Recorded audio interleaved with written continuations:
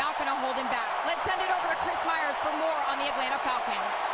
Aaron, the Falcons have their own term for it. They call it toegate. Their game-changing receiver, Julio Jones, in more pain than usual this week. He's been battling the toe injury for weeks. And he had a one practice session.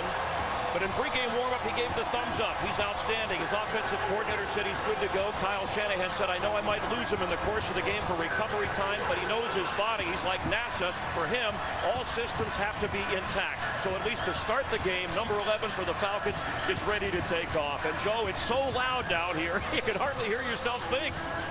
Chris, thanks. Thanks, Aaron. Spanish language broadcast available on both Fox Deportes and by utilizing SAP on our broadcast. Here we go.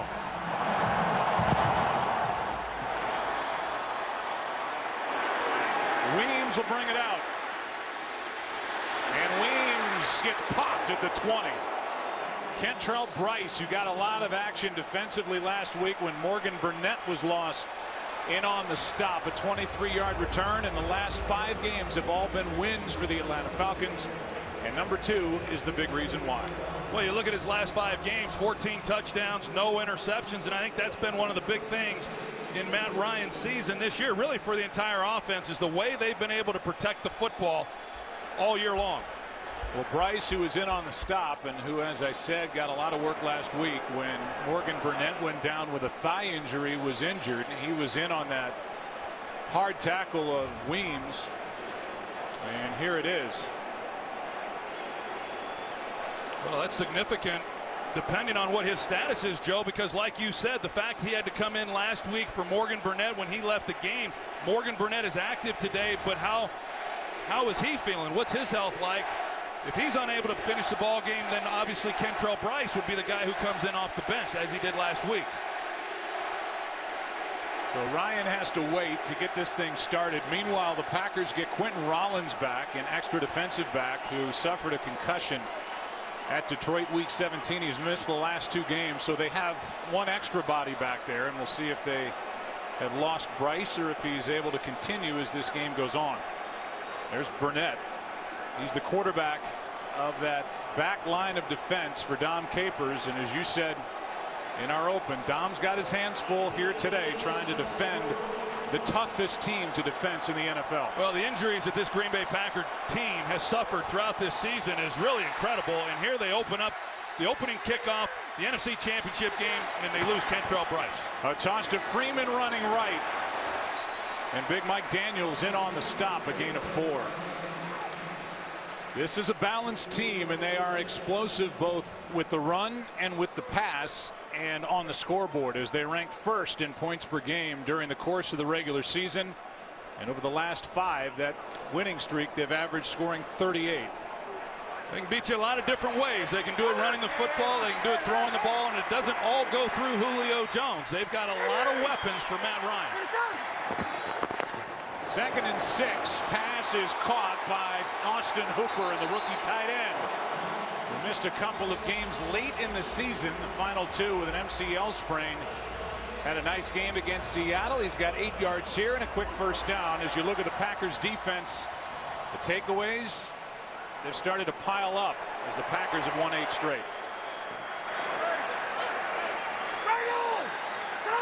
Right back to the line. Ryan drops back, has a man wide open, and a drop from Gabriel. And the young receiver was absolutely wide open. Clay Matthews with pressure on Matt Ryan, but that is a drop. And these are the plays, obviously, you got to be able to make. Taylor Gabriel, who really came on, perfectly thrown ball by Matt Ryan. He came on the last time these 2 teams met back in late October. And he has been a nice addition. He is a big play threat whenever they go in his direction. And just 5'8", little body. Ryan hangs in, fires, pass caught, Jones, and he's brought down by Jake Ryan. A gain of 4 to bring up the first 3rd down of the afternoon. Well, we're going to be talking about this down a lot throughout this game, because as we said coming in, when you're expecting a high-scoring game, these downs like this become critical. They get behind the chains because of the drop with Gabriel. Now they're facing their first 3rd down. Which defense is going to win on this down in this ball game? 3rd down and 6.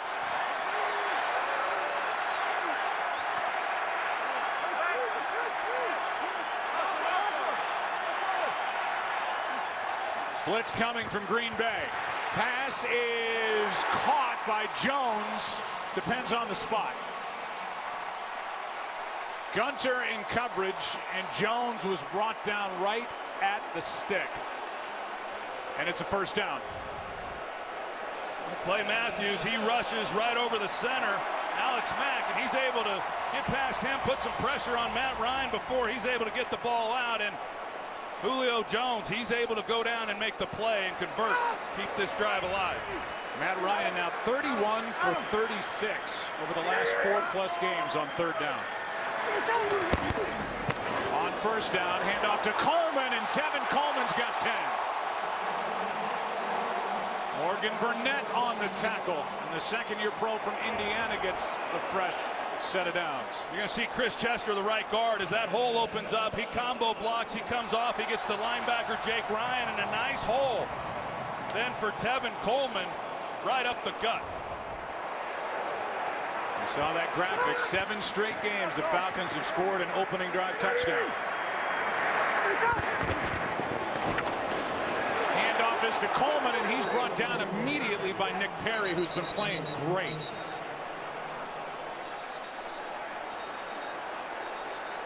And now a little pushing and shoving after the play. A loss of 1 on that carry by Coleman. Gunter was involved as he defends Sanu. Emotions running high in an important ball game, but right now Dom Capers, he's trying to figure it out. He'd like to be able to play the run and keep his safeties deep in coverage. The Falcons have been able to run the football. He's having to drop the safety down. It's going to give one-on-one looks on the outside with some big play potential. Ryan looked left all the way. Jones can't make the play, and Clinton Dix delivered the hit. Throw a little high for Julio Jones.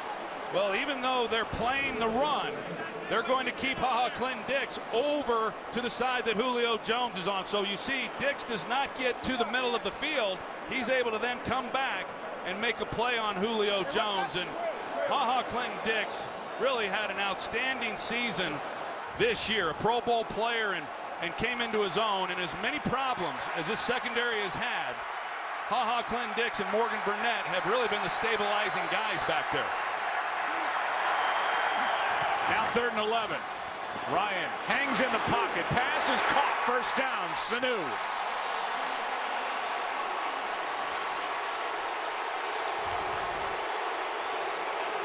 Well, you see the route by Mohamed Sanu, and what a pickup he was by Thomas Dimitroff for this offense. And a veteran guy, had some good years there with the Cincinnati Bengals, and he's able, as a veteran player, to work the inside, the middle of the field. And you have to have that when you've got a guy on the outside like Julio Jones, who's going to attract so much attention. He knows how to play second fiddle. Did that for A.J. Green in Cincinnati. Now he does it for Jones here in Atlanta. Already 4 first downs for the Falcons. Left alone, the fullback DeMarco. And DeMarco sets up goal to go from the 5.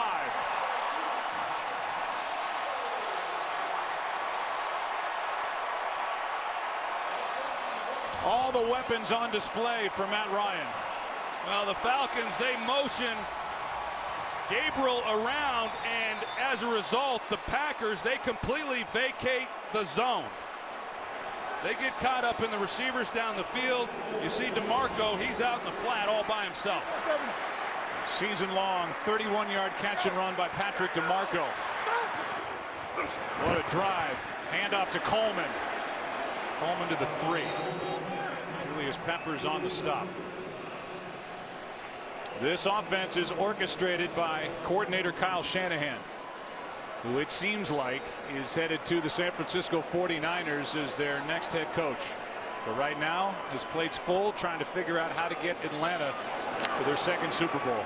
There's Kyle, 37-year-old offensive coordinator, and he and Matt Ryan finally clicking here this season.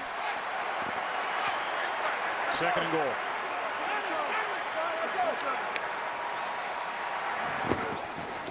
Hand off to Coleman.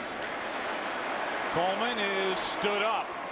Well played by Green Bay. Julius Peppers in the middle of a big pile of players. No gain. Well, those guys in the middle of that Packers defense, they're hard to move out. Kenny Clark in the middle of that. And so now, as good as this drive has been for the Atlanta Falcons to be able to move the ball down the field here on this opening possession, big down right here for this Packers defense. And are they able to keep them out of the end zone? Red zone possessions huge in this ball game.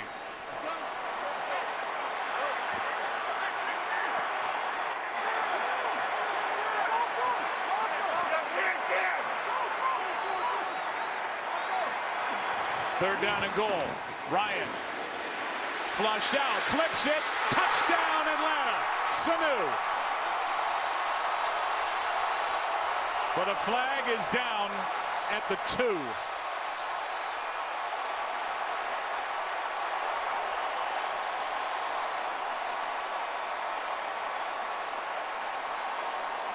Atlanta believes it's on Green Bay. We'll get the call to make sure. And it's another opening drive touchdown for the Atlanta Falcons, their 8th straight game. And that's the penalty. The touchdown will stand. Well, Matt Ryan, who's really not much of a scrambler, as he starts out. Unnecessary roughness. Defense number 21. That penalty being forced on the kickoff. Result of the play, touchdown. The Green Bay Packers are in zone coverage, and as you're going to see, Matt Ryan, when he gets flushed up into the pocket, he's going to look to his left. Micah Hyde kind of is following his eyes, and Sanu comes underneath and makes a nice catch on that one to score the touchdown. 3 third-down conversions on that opening possession, including that flip to Sanu for the touchdown. And now Bryant makes it 7-0.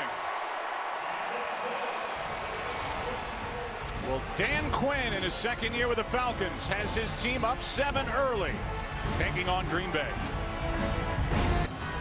On Sunday, February 5th, Pepsi presents the biggest concert of the year, the Pepsi Zero Sugar Super Bowl 51 halftime show. To follow Lady Gaga on her journey to the world's biggest stage, visit PepsiHalftime.com. Washer will kick it away from midfield. Matt Ryan, a great start, even had a drop mixed into that opening possession. He starts 6 for 8, 64 yards, and a 2-yard flip to Sanu. Said the thing he learned from the last NFC Championship game he played in, that he doesn't have to do more than he had done all season long, and that was a nice start for him. It's the final football game to be played in this, the 25th year in the history of the Georgia Dome, and the fans like the start. Their Falcons up 7. Well, now Aaron Rodgers has his chance to try and answer Matt Ryan. The numbers are insane for Aaron Rodgers this postseason. Just willed his team with a huge assist from Mason Crosby to a win last week over Dallas. Nelson at the top of the screen. Montgomery in the backfield, and he gets it. Cuts back, now takes it upfield. And on the first play from scrimmage, a 4-yard gain for Ty Montgomery. Before this drive started, a little moment between Aaron Rodgers and Bill Vinovich. All the pressure in the world on those two guys with their respective jobs, and able to share a laugh. He's playing with a lot of confidence, as we know, but you come in now and this game started the way that we anticipated. Atlanta gets the opening kickoff. They take it 80 yards for a touchdown, and now we'll see if Aaron Rodgers and company can match. Ready, go, go. 2nd and 6. Time for Rodgers. There's Nelson. Welcome back, Jordy Nelson, out of bounds inside the 45. Broken ribs and all. Unbelievable. Well, the Packers were expecting to start this game with man coverage from the Falcons, and that's what they draw here on 2nd down. Jordy Nelson runs the corner route. He shakes free. An excellent job by him.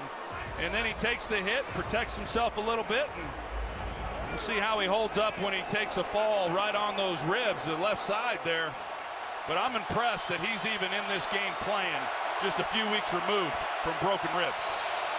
27-yarder to start the day for Jordy Nelson. Now in the slot on the near side. First down. Rodgers. Pass to Nelson again. And he is spun down at the 29-yard line by Brian Poole, a gain of 15. Do you think the Atlanta Falcons really believed that it was even a chance that Jordy Nelson was going to play in this game? Well, I don't know what they thought, but I didn't think you would. I really didn't. I thought that they would say, well, you know, yeah, this is a really important game, but last week's game was important, and you try to get him as healthy as you can. But anyone who's had broken ribs, I have not, but anyone who's had them would tell you it's the most painful injury they've ever had. So for him to be out here going through and doing what he's done already on this possession is awfully impressive. On first down, pass is caught, and in the middle of the field is Devontae Adams, who's dealing with his own injury, a twisted ankle from last week. But here's that hit by Leon Hall on Jordy Nelson. He stayed down on all fours on the bench area for quite a while. He said it's the most pain he's ever been in his life, and during the week he had a tough time just drawing breath. And here he is a couple of weeks later taking hits in an NFL game with a trip to the Super Bowl on the line. Where do you go? Where do you go? 2nd and 4. Pass is incomplete for Jared Cook.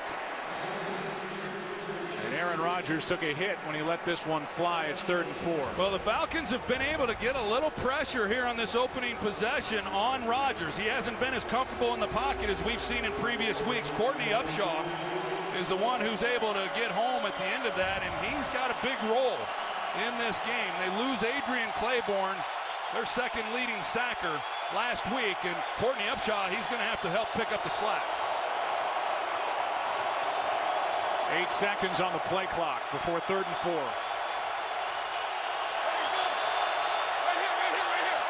Timeout.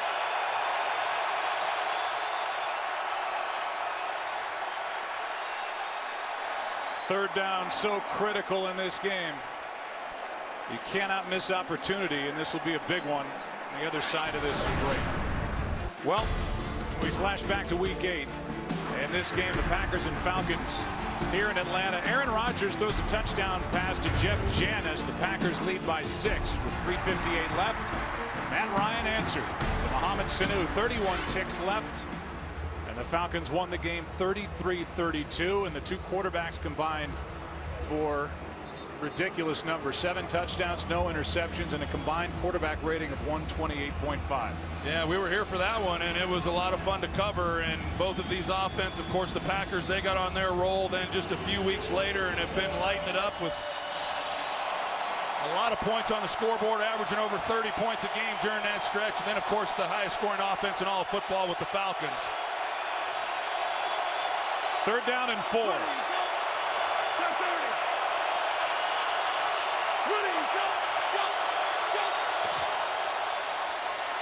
Rodgers gets rid of it, avoids the sack, but it's 4th down. Deion Jones, the rookie middle linebacker, got through.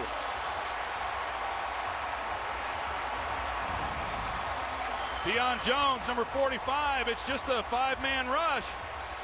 And he comes up the middle, they turn him loose. Somebody is supposed to pick him up. Rodgers was expecting it, forces him to get the ball out of his hands, and a big stop for this Falcons defense. And now Mason Crosby, who has hit on 23 straight during the postseason. From 41. He missed it wide right.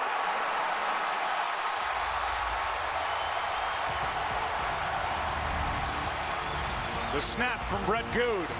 The hold from Jacob Schum. And Crosby. It's been a while since he's done that in January. This game is sponsored by Ford F-Series, the best-selling trucks for 40 straight years.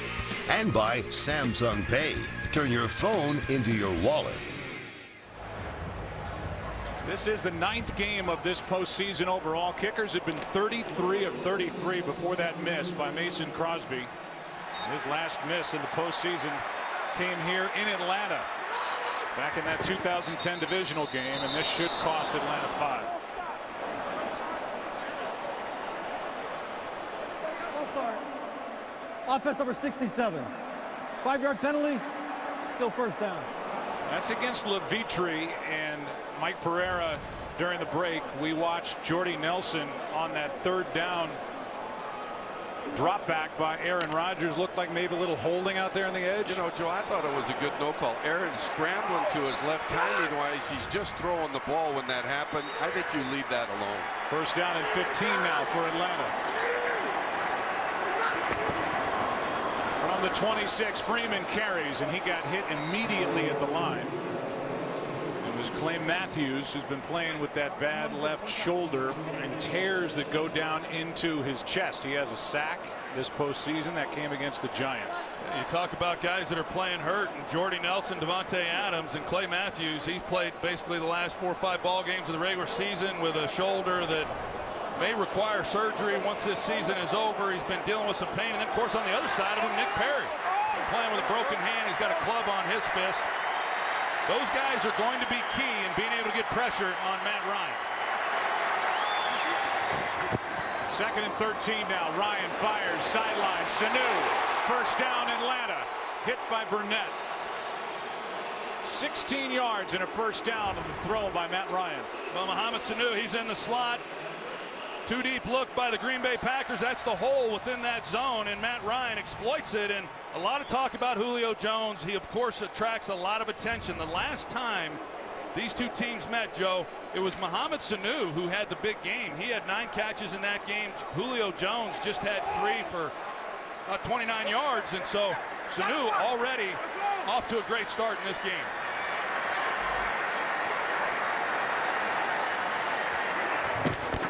On first down now, Ryan pulls it back down. Pass is caught by Toilolo. Levine Toilolo, who is big, 6'8".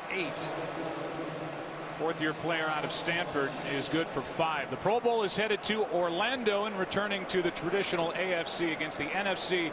Watch your favorite NFL stars compete in the Pro Bowl coming up, presented by Aquafina, Sunday, January 29th at 8 Eastern on ESPN. Second and 5. Handoff to Freeman, and Freeman is put to the ground by HaHa Clinton-Dix, a loss of 2. Well, for being so early in this ball game, still over 3 minutes left in this first quarter, you just get the sense that this is a critical possession defensively for this Green Bay Packer defense in not giving up any more points. Micah Hyde coming off the edge as well, and right now a big third down for this Packers team.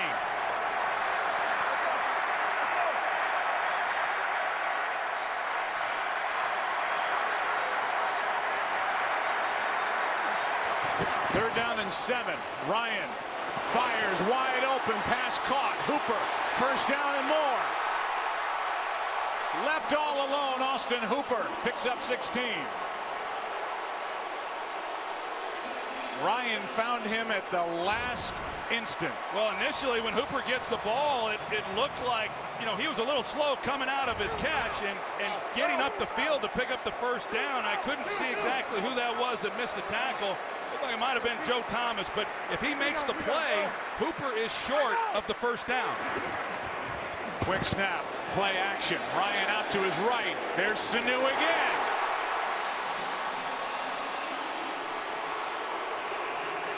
$15 yards to Mohamed Sanu.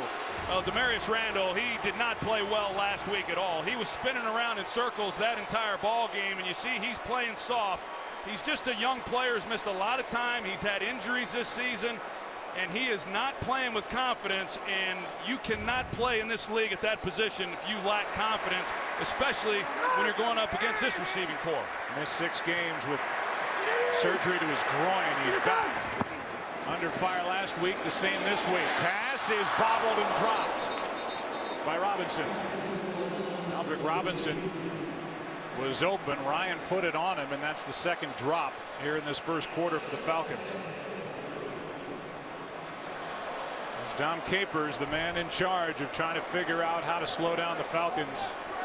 So far, no answers for Sanu, and then seemingly every play somebody's left alone, and Ryan's been able to find him. Now, I thought last week he was trying to call a defense with his hands tied behind his back as far as what he could do defensively, and that was against that Cowboys offense, and this one is a much more explosive group than them. Blitz on second and 10. Pass is caught by Coleman out of the backfield, and Tevin Coleman scoots out of bounds. with, it appears, a first down. And it is.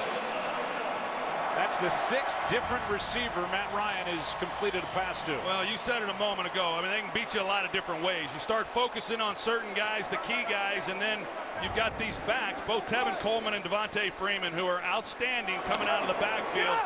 They have over 80 receptions between the two of them, and they make it awfully difficult on a defensive team. Wildcat formation for the Falcons. Sanu in the backfield. Gets the snap. Takes it himself right up the gut to the 5. Joe Thomas on the tackle, and Kyle Shanahan is showing all the different facets that this Atlanta offense has here in the first quarter. You see Andy Levitri, he comes out, he leads the way, and whether or not Mohamed Sanu is actually reading this, but if he is, he reads it well. Tevin Coleman's going to come across. Dayton Jones gets up the field. He comes underneath that, picks up a nice game. 35 seconds left in the first quarter, 2nd and 3. Sanu again. Can't make a one-handed catch as he works against Randall. 3rd and 3. Well, that's going to be the matchup. A good part of this game is Demarius Randall on Mohamed Sanu, because on the other side, they really want Ladarius Gunter to match up with Julio Jones with some safety help. And Gunter, the last 2 weeks, he's drawn Odell Beckham Jr., and then last week he had Dez Bryant. And today, the task gets no easier on him with Julio Jones. Matt Ryan's 4 for 4 on 3rd down.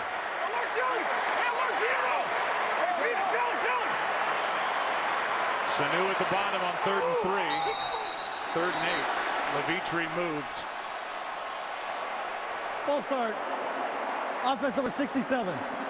5-yard penalty. Still 3rd down. That's a big help right now for the Packers. The Falcons 4 for 4 on 3rd down. I'm going to say it again. Matt Ryan, the last 4+ games, is now 34 for 39 on 3rd down. 3rd down and 8 now with 26 seconds left, and that's how he started. This time they put Julio Jones in the slot, and with the Packers playing the safeties wide, that would be a good spot for Ryan to go with the football. Ryan flushed out. Penalty flag on the play, and Ryan fires to the back of the end zone, incomplete. And the flag looked like it was thrown in the area where there would be a hold against Atlanta. It is. I would assume McCarthy would decline it. Bring up 4th down. Holding. Offense number 51. Penalties declined. Result of the play. 4th down. 4-time Pro Bowler Alex Mack, who has really solidified this offensive line that's been healthy all year. The only team across the NFL that started the same 5 guys. Yeah, and that explains a lot when you have that kind of continuity with this offensive line and not missing any starters all year long. Why they've been so effective offensively. And you're right, Alex Mack, who got voted to his 4th Pro Bowl this year, has been a key component in their offensive production. The 41-year-old Matt Bryant from 28, and it's 10-0 Atlanta. Here's the penalty on Mack as he got a hold of Dayton Jones. It's a 10-0 Falcon lead at home. Quarterback comparison not fair. Aaron Rodgers has been on the field for less than 3 minutes, and Matt Ryan in the offense for the Atlanta Falcons, the top scoring team this year in the NFL. They have started out hot, trying to get to their 2nd Super Bowl in franchise history. 14 seconds left in this first quarter. Bosher.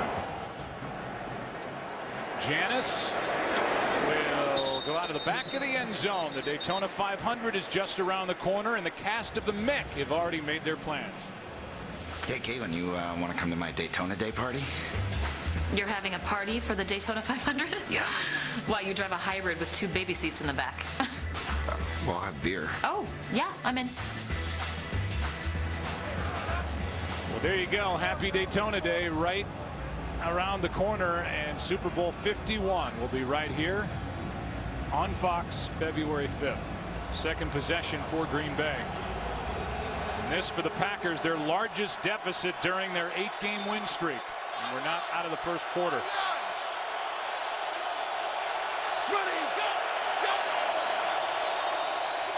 Pass is caught out on the edge and nowhere to go. Ty Montgomery, and that's how the first quarter will come to a close. It'll be second down when we come back. Here in the Georgia Dome, it's the NFC Championship game. Today on Fox, Falcons lead by 10. NFL Commissioner Roger Goodell is in attendance as the NFL says goodbye to the Georgia Dome. Final game. 5 more events are scheduled here. Falcons spent 26 years at Fulton County Stadium, missed their 25th and final in this dome. And the Packers in a 10-point hole to start the second quarter. Rodgers throws, has a man, and a first down. That's Cobb. And Randall Cobb, who went off in game 1 of the playoffs against the Giants, makes a catch and a run for 17. Well, they come off the slot. Randall Cobb then was expecting maybe the ball to be thrown to him right away, but Rodgers, with enough protection in the pocket, hangs in. Cobb slicing through the middle of that defense. Falcons playing zone coverage there. And when these two teams met the last time, they opened the game in zone coverage, and the Packers really exploited that. They had a tougher time when the Falcons matched up in man in that second half. That time zone coverage, and Rodgers gets a nice gain. Rodgers out to his right, deadly outside the pocket. Throws back across the field for Cobb. And the numbers that Aaron Rodgers is putting up outside the pocket are mind-boggling. That one good for 22, but when he's been out of the pocket, his quarterback rating is perfect, 158.3 during the postseason. Well, he's so accurate with the football, but you can imagine what that does to a defensive back when number 12 is outside the pocket and you're trying to then cover these receivers for an extended period of time. Almost impossible to do. Handoff here to Montgomery. Mike McCarthy wants Ty Montgomery to touch the ball 10 to 15 times in this game. That one for 3. Aaron Rodgers has a lot of fans in this league, including a contemporary like Tom Brady. It's fun to watch him play. I always love watching him play, and whenever he's on, I usually stop and watch. I would imagine Aaron Rodgers says the same thing when Tom Brady's on television. Tom Brady and the Patriots take on the Steelers later today in the AFC Championship game. Montgomery limped off. Christine Michael in the backfield, and out of the backfield makes the catch, dancing around and went backward. A gain of 3 could have been maybe a bigger play, and here's Ty Montgomery, who was a little gimpy getting off the field after that carry on first down. Well, and then that puts Christine Michael into the game. He wasn't even with the Packers the last time these two teams played, but they've only ran the ball twice here in this first half, and the Falcons have played a lot of nickel coverage. The Packers run the ball better than they get credit for, but Mike McCarthy's sticking with the pass. Play clock is already under 10.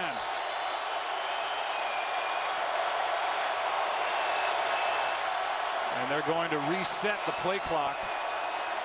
And that was a break. As the ball moved, the official jogs in, and instead of the Packers potentially having to call a timeout, they get a fresh play clock.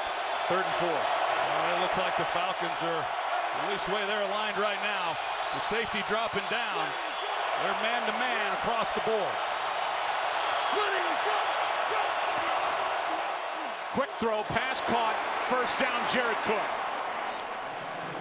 The numbers speak for themselves. Jared Cook, who had a high ankle sprain, he suffered week 3 against Detroit, missed 6 games. The Packers are 10-2 when he's available as a weapon for Aaron Rodgers. That was too easy for the Packers. Keanu Neal, the rookie safety who's had an outstanding season, he was the one dropping down. He played soft, and they're able to get the completion and the first down. Ready, go! Ready, go! Here's Ripkowski right up the gut. How about that run? Ball's out! A fumble for Ripkowski and recovered by Atlanta.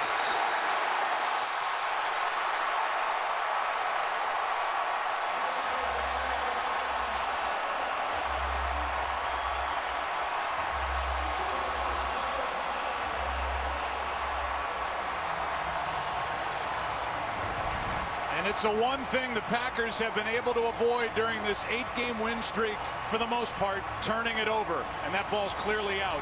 And Jalen Collins, he comes in once they're able to stand him up, so to speak, and he rips it out. And it's Collins who ends up not just ripping it out, but recovering the fumble. 10-0 Atlanta. Today's game is sponsored by Ram Trucks, America's longest-lasting pickups. By Burger King, try the $3.99 Whopper Junior deal only at BK.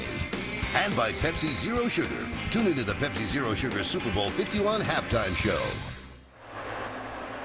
What a great individual play by Jalen Collins. We'll show it to you again. It's only the 3rd giveaway for the Green Bay Packers during this 8-game winning streak. And for this Falcons defense, their 10th straight game with a takeaway, and they're good at forcing fumbles. Neal forced 5, Vic Beasley forced 6 during the regular season.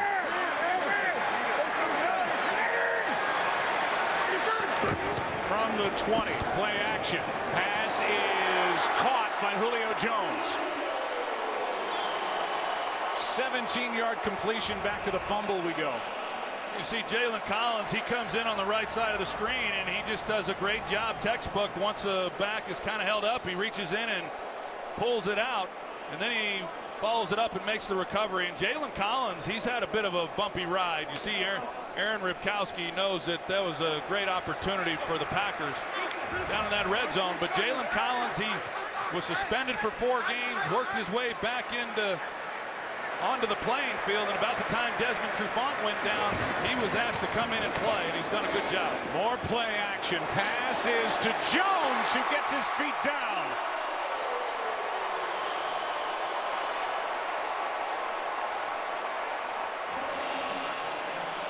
$20-yard completion to Julio Jones. Well, Mike Daniels, he's applying a little pressure inside on Matt Ryan, but Julio Jones able to make the catch. They're giving him some help. It's man coverage underneath, and Ladarius Gunter, he just gets turned around, and that's not good coverage at all. Knowing you have safety help and you're in a trail technique and you completely lose the receiver, and these defensive backs don't know where they're going right now. Devontae Freeman on a toss. Ryan on the stop. Nick Perry in there as well. The Packers had a good opening possession, went down, and Mason Crosby, who was brilliant the final 2 minutes last week against the Cowboys, missed a 41-yarder. Next time they get it, Ripkowski's plowing through defensive players for the Falcons, ends up fumbling. Momentum on the recovery, brings it out to the 20, and now a few completions later, here are the Falcons. Deep into Green Bay territory with a 6-yard completion for another first down. Next Sunday, it's the Big East versus the ACC in college hoops action on Fox. Josh Hart, #1 Villanova, hosts #16 Virginia. Should be a good one. Tips off next Sunday at 12:30 Eastern, only on Fox. Well, Dom Capers just up there scratching his head, trying to figure out what he has to do. If Matt Ryan has time in the pocket, there is no way this Packers defense is going to be able to stop the Falcons. He brings a 5-man rush that time, but Falcons pick it up beautifully. Here's Freeman now. Falcons so far not able to get their ground game going. That's the only slow part of the offense to this point. No gain by Devontae Freeman. Dean Lowry, a rookie defensive lineman, on the stop, and now Alex Mack. Second team All-Pro center is down. They'll look at him. We'll take a break. Atlanta with a football and a 10-point lead in this NFC Championship game.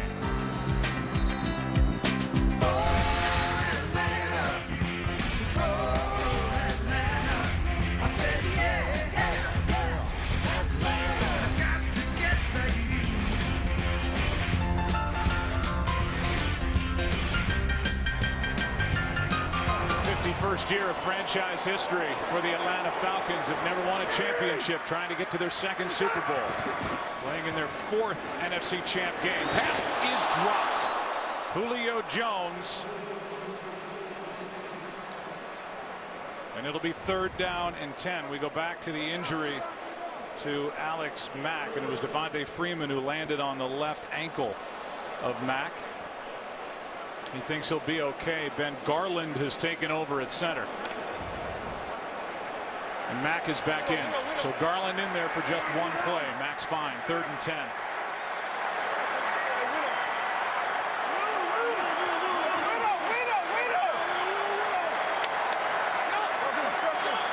Falcons are inside field goal range for Bryant. Pass is caught. Jones all alone. Full head of steam inside the 15. These receivers are running free and clear through this secondary. Well, Dom Capers, he brings a 5-man rush, and you see that there's no underneath coverage. Then on Julio Jones, there's easy releases by these guys off the ball, and given protection, Matt Ryan just picking this defense apart. 5 for 6 on 3rd down is Atlanta. Play action. Ryan, end zone. Robinson out of his reach.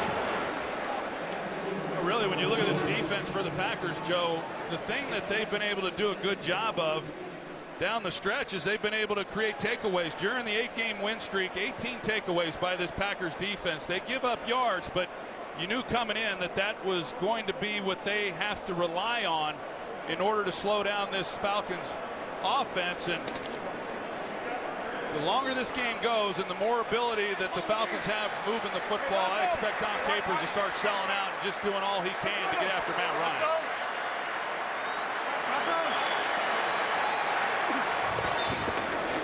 Second down. Ryan escapes. Gonna run. Has some room and a touchdown.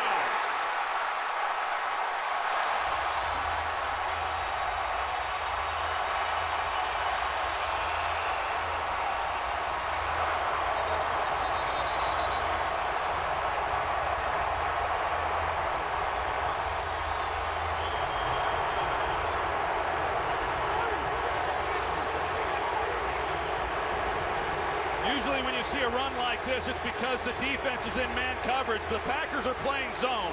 Joe Thomas right there at linebacker, he has his eyes on the quarterback, and he just is unable to make a play. The Falcons have made this look awfully easy here this afternoon. Matt Ryan has his 6th career rushing touchdown, his first since 2012. And it's 17-0 Atlanta. The likely MVP is playing like an MVP here in this championship game, up 17. The Walter Payton NFL Man of the Year Award, presented by Nationwide, recognizes NFL players who've made a significant impact on both the game and in their communities. Stay tuned at halftime when we'll exclusively announce the 3 finalists for this year's award.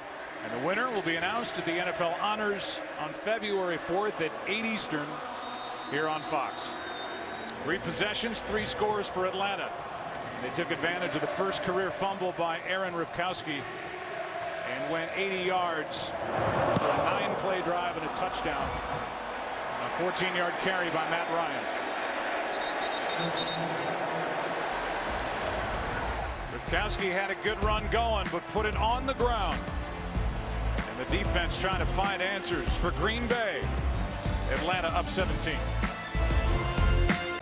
Little gamesmanship going on during the break. That huddle on the sideline, and Atlanta had to wait to see who they were going to have on the field defensively. They had a couple of the bigger body guys, Upshaw and Jarrett, waiting to see if they were coming in. And when the little receivers came jogging on, Jarrett and Upshaw went back to the sideline. As John Madden would say, when the little guys came on, the big guys went off. I mean, that's the way that deal works. Biggest comeback in NFC Championship history was here 4 years ago when the Falcons led the 49ers 17-0. Rodgers, diving catch by Jordy Nelson, good for 8. Let's go down to the field and say hi to Chris Myers. Defensive line coach Brian Cox and veteran Dwight Freeney have emphasized in the first half for the line to play a quick off the line of scrimmage so they're not caught offside by Aaron Rodgers, and it allows them to push up the middle and contain. And they want that fast first step, Joe, but not a misstep. 2nd and 2. Pass out to the right. Incomplete for Nelson. Made the grab, but was out of bounds, according to the head linesman. It's 3rd and 2. Hey, I'm amazed at how Jordy Nelson is able to stretch for these last 2 balls. He caught the first down play, and then that one, just outside of his reach, unable to make it. But this is, broken ribs. That's not easy to do. I tell you, this Packers offense, you look at the score and you say, well, the Packers aren't really doing anything. Offensively, they have moved the ball against this defense. This is just their 3rd possession. They get pressure. They miss the field goal, the turnover. Big 3rd down here for them.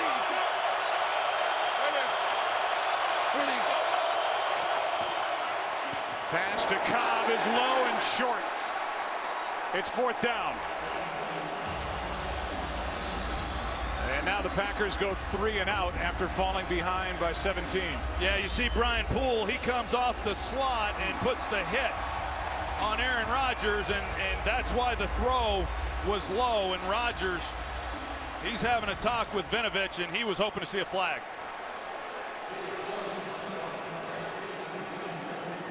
It went for a completion, but did not gain any yardage. And here's Shum.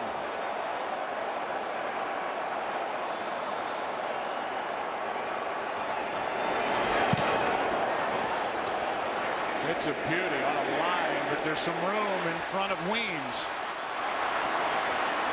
Not anymore. Aaron Rodgers hoping his defense can get a stop. Just took a hit from Brian Poole. And it's been all Falcons so far.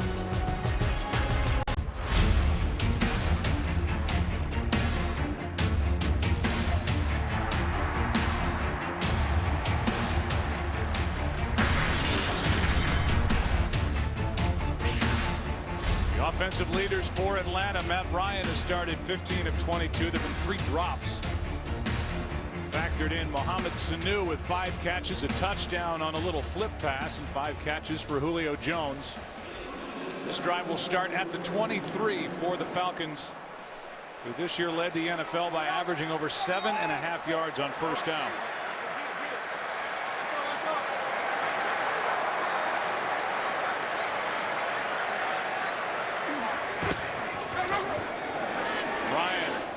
Is caught by Coleman.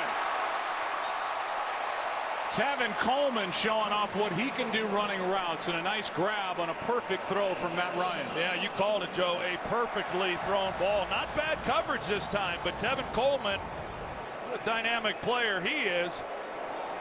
He's able to come out on the option route, one-on-one there, and beat his man, and Matt Ryan puts it on him perfectly.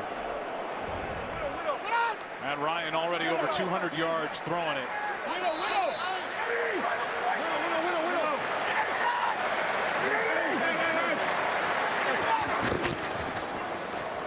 Hand off to Coleman. Well played by Green Bay. Joe Thomas will get credit. He was not alone. Gain of 3. How about the job Thomas Dimitroff did this offseason, and what they were able to do with this roster? They addressed the defense the last 2 years since Dan Quinn took over as the head coach, but the weapons that they gave Matt Ryan this offseason to complement Julio Jones is really terrific. We talked about Mohamed Sanu and going out and getting him, and Taylor Gabriel, who's emerged as a heck of a player, and then to combine them with these 2 running backs, they do a lot to take advantage of these defenses. There's a mistake. Green Bay trying to capitalize, and they can't. Jake Ryan had a shot at the ball, but Taylor Gabriel ends up on top of it. Looks like, Joe, they're trying to time it to where they snap it to Taylor Gabriel. Either that, or it looked like Gabriel was expecting the ball. But as he's right in line with Matt Ryan, the ball comes out, and a missed opportunity for this Packers defense, and a takeaway that they desperately needed. 3rd down and 10.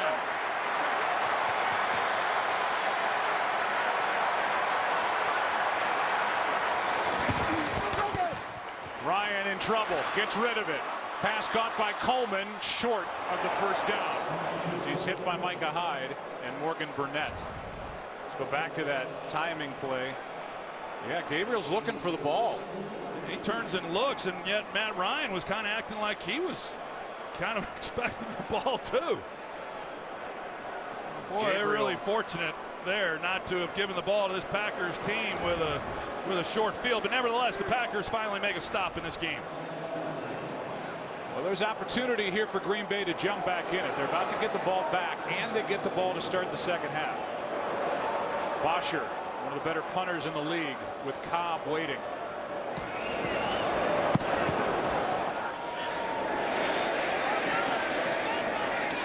At the 10. 42-yard punt, nothing on the return. Here comes Aaron Rodgers trying to deliver hope to the Packers. You can download NFL Mobile to watch every live NFL playoff game. And we'll welcome you back inside the broadcast booth. I'm Joe Buck along with the Hall of Famer Troy Aikman. There's hope here for the Green Bay Packers. It has to start now at their own 10. Yeah, this is an important drive right now. Over 3 minutes to play. They've been heavy pass, which is what the Packers have really been all season long, but they're starting to get pressure on Aaron Rodgers. I'd expect to see a little more balance. They're able to do that with as much time still left on the clock here before the end of the half, but they're able to come away with a touchdown on this drive, as you said, to start the second half with the ball. They could climb right back into this game, even though the Falcons have pretty much dominated the first 30 minutes. We'll mark this one a drive starting at the 10. First 3 drives have ended in a missed field goal, a fumble, and then a punt. But they've been able to move the ball at times. Rodgers throws, pass caught, and Rodgers got crunched at the end of that play.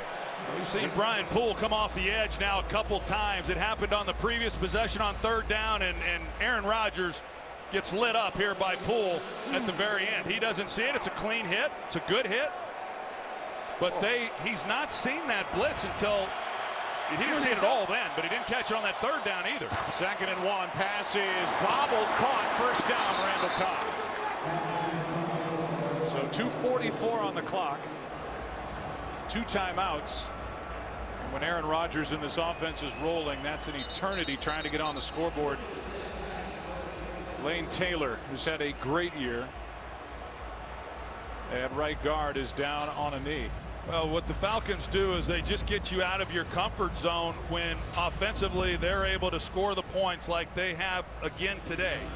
And then as an offense, you start abandoning the running game, and then it plays right into their hands. Teams have run the football against the Falcons, but the Packers have just ran it 3 times here in this first half. Of course, the last time they ran it with Aaron Ripkowski, it was a nice gain. He fumbles the football, but with time on the clock, obviously they're going to throw the ball, and that's what Aaron Rodgers does, and that's what this offense is all about. But I'd expect to see a little more balance, maybe a few runs on this possession, but certainly when we get into the second half, because they're starting to tee off on Aaron Rodgers. Packers made the switch. They let Josh Sitton go. He ended up in Chicago. Had a good year with the Chicago Bears. He's a tremendous player, but that meant that Lane Taylor was going to take over at guard, and now with Taylor out, it's Don Barclay taking over in his spot. Spot over from center Corey Linsley. Right here, out. Ready, go. Rodgers open. Nelson dropped it, and they're saying incomplete. Rodgers put it right on Jordy Nelson, could not make the catch. That's a good route by Jordy Nelson. Robert Alford, he comes in and is just able to knock that one loose right at the point of the catch and makes a play on the ball. We were all down there bugging these guys before the game, trying to see if they would reveal anything about their status. Jordy Nelson said, "I feel fine. How are you feeling?" That was my cue to leave. 2nd and 10. Ready, go. One. Ready, go. Just got it away. Rodgers is sacked. Down he goes. Rashid Hageman just got him on the foot. Well, Rashid Hageman right over the center. Corey Linsley, he goes right through him, puts him on his back, and then that's something you just don't see very often with an arm and a hand putting Aaron Rodgers on the ground. 2-minute warning in Atlanta. 3rd and forever when we come back. Follow your favorite team all season long. Go to itunes.com/NFL. 3rd down at 21. If there's any quarterback that can cover that kind of ground, it's Aaron Rodgers. Just ask the Cowboys. It was 3rd and 20 when he completed that 35-yarder to Cook to set up the game-winning field goal. Yeah, now, though, you worry about the fact that if the Packers don't pick it up here we are talking about them maybe being able to climb back into this game and to get the ball to start the second half. They give the ball to the Falcons with all 3 of their timeouts and a lot of time on the clock.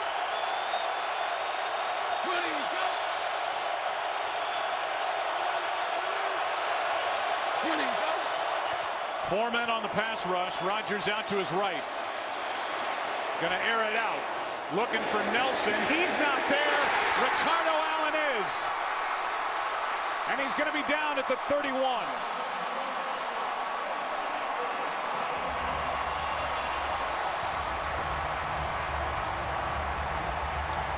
They basically run the play that similar anyway that they got the third down conversion last week, only this time Rodgers to the right. They put TJ laying out front to help block it up, and Rodgers does what he should do and just takes a shot, but there was no chance whatsoever. Ricardo Allen,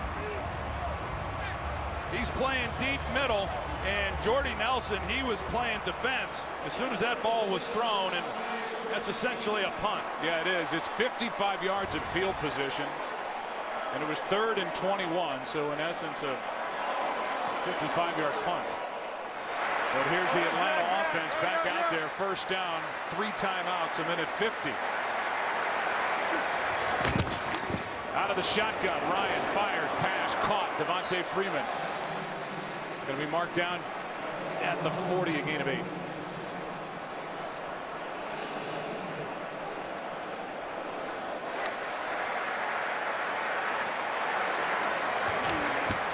Second and 2.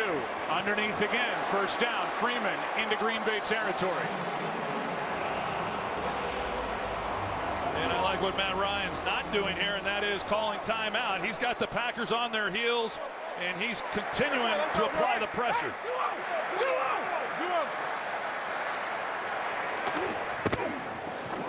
Ryan flushed out to his right. Pass is incomplete. And it was Nick Perry in coverage on Devontae Freeman. Let's go down to Aaron Andrews. Joe, an update on safety Micah Hyde for you. Dom Capers called this guy invaluable the last few games. He is questionable to return with a shoulder injury. Keep in mind, this is a guy who's played every position in the secondary for the Packers over these playoffs, Joe. Yeah, he had the big sack last week, the interception. And now he's in the locker room wondering with the rest of the world what the score is going to be at the half when his teammates join him. 2nd and 10.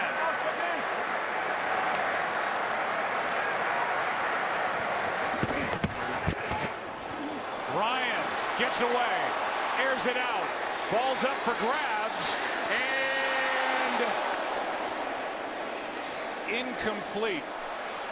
Marwin Evans was down there. That ball was up there for about a half an hour, and nobody comes down with it. Aldrick Robinson was the closest Falcon to it. That typifies what's happened in this first half for the Packers defense. Marwin Evans, undrafted free agent, he's in position to make a play on this ball, and he just misjudges it. I mean, he's there. It should have been an easy completion. I'm actually shocked that Matt Ryan, with pressure, having to hold on to the ball and throw it late, that he even took a shot down the field. Atlanta takes a timeout. They have 2 left. And it gives us a chance to tell you that your former head coach and the rest of the group will have the Visa halftime report coming up. They're here with us in the Georgia Dome, and they'll have a little first half analysis. Christina Pink from Foxborough for the AFC Championship game, and will announce the Walter Payton Man of the Year finalists.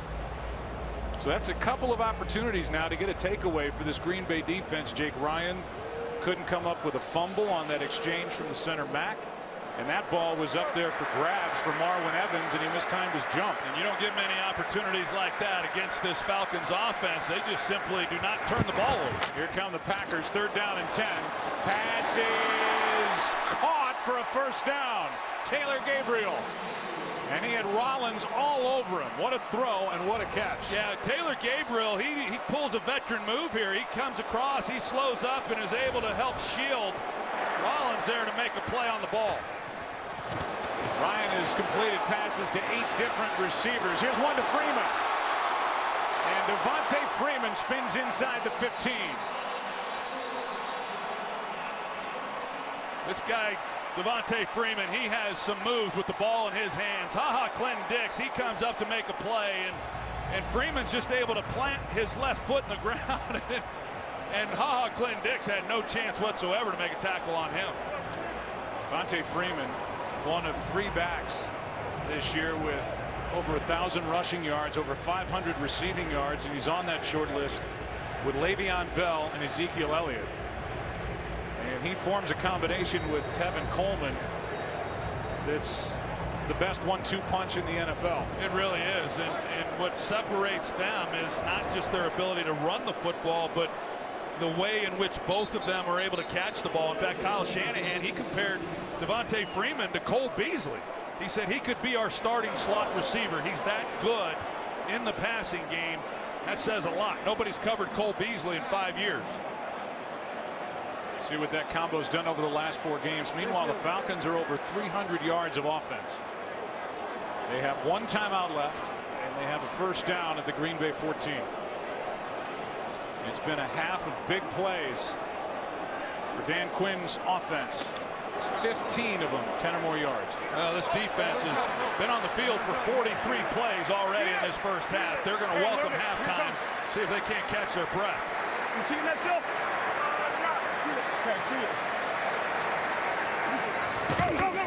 On first down, Ryan steps through and will go head first to the 5.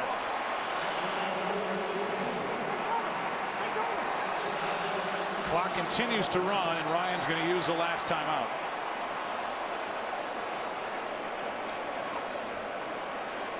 Well, Falcons fans don't want to see this. They deliver hope to Green Bay fans. The 49ers and Falcons met in the 2012 NFC Championship game. Atlanta led 17-0 in the second quarter, but the 49ers went to work. They mounted a comeback, won by a final of 28-24. There's Frank Gore taking it in. And more heartbreak for Tony Gonzalez, who never got to the mountaintop as a team. Individually, the best receiving tight end in the history of the NFL. Well, Julio Jones this week, he talked about that experience and said, well, then we were just happy to be there, and now we're a different group, and we know that we're not just happy to be here, and we expect more. But there wasn't many guys.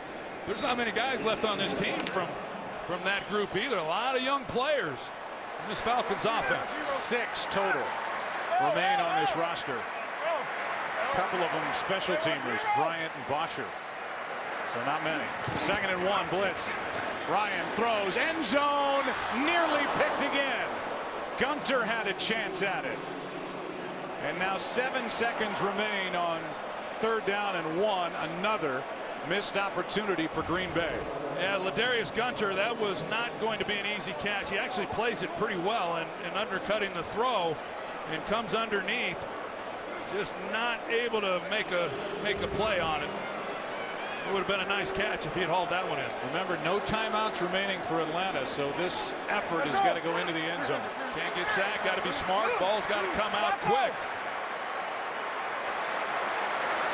They're all up on the line for Green Bay. Now some back out. End zone, Jones. Touchdown.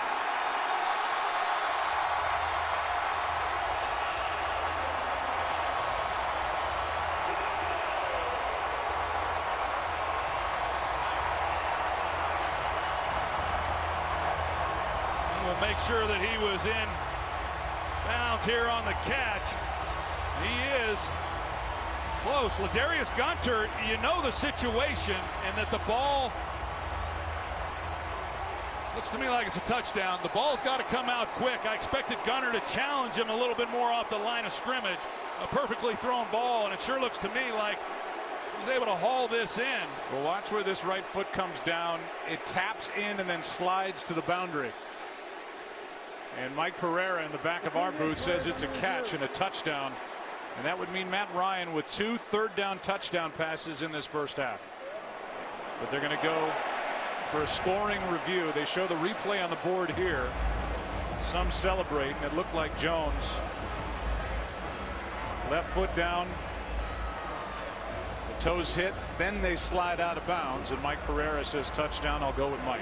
Yeah, and you see that right hand gets extended a little bit by Julio Jones, and whether or not maybe he got away with a little something there at the top of that route, but that's a great job. He's a terrific player. You talk about what he's battled through. He's such a big physical guy. He takes a pounding, but he does so much.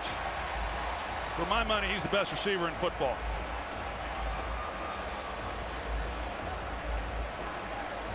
The Green Bay Packers were delayed by fog. Changed their travel plans getting to Atlanta. A 3.5-hour delay. And they've been hit hard here in this first half. After reviewing the play, the ruling on the field is confirmed. Touchdown.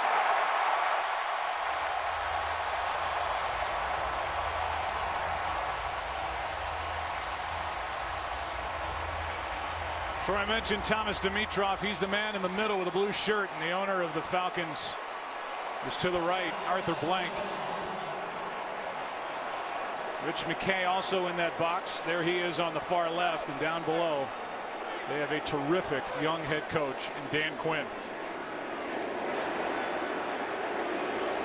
And Quinn and the other three in that box have a 24-0 lead with 3 seconds left in the half. Marwin Evans mistimed his jump. Could not come down with a pick. And then the tip by Clinton Dix off the hands of Ladarius Gunter. That gave Matt Ryan another opportunity at points, and he didn't miss. Yeah, that's the thing. I mean, they don't give you many opportunities to create takeaways. They were tied for first with the New England Patriots, just turned it over 11 times in the regular season, and the Falcons have made it look awfully easy. And how about this crowd here at the Dome? They thought last Saturday night they were closing down shop and moving into their new facility next year, and because the Cowboys lose, all of a sudden they get a chance to host the NFC Championship game, and they're making it known. See, the last time the Packers were shut out in the postseason was that game where Michael Vick took the Atlanta Falcons into Lambeau Field. And at that point, the Packers hadn't lost a home playoff game. The majority of those games at Lambeau.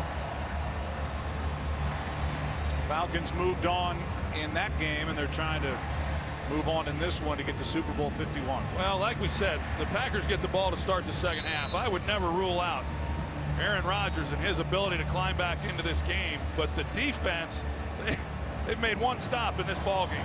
They got to find a way to stop this Falcons team. Squib kick by Bosher, and comes up on a hop. And the return by Dayton Jones. That ends the first half in the final football game in the 25-year history of the Georgia Dome. Visa halftime is coming up. It is all Atlanta, looking for their second Super Bowl in franchise history. 24-0 over Aaron Rodgers in Green Bay. Visa halftime is coming up next. Today's excitement brought to you by the new Nissan Titan.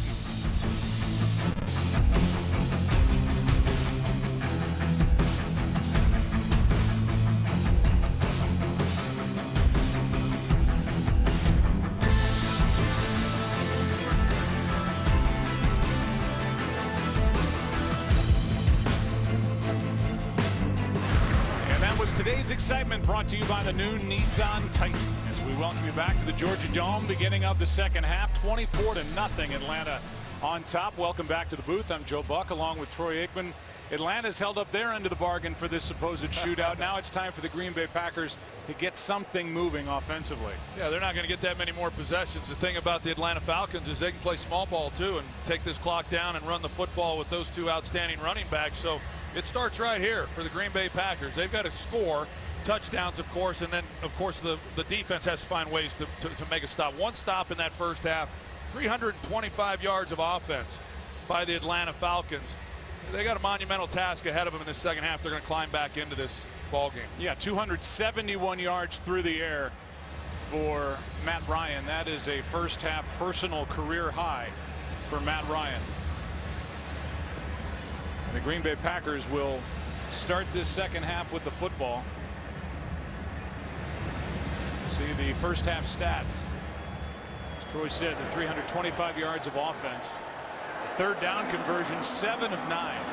It's been Matt Ryan's down in the month of January. And the 10-plus yard plays, 15. And the excellence of the Atlanta Falcons is on display here for the football world to watch.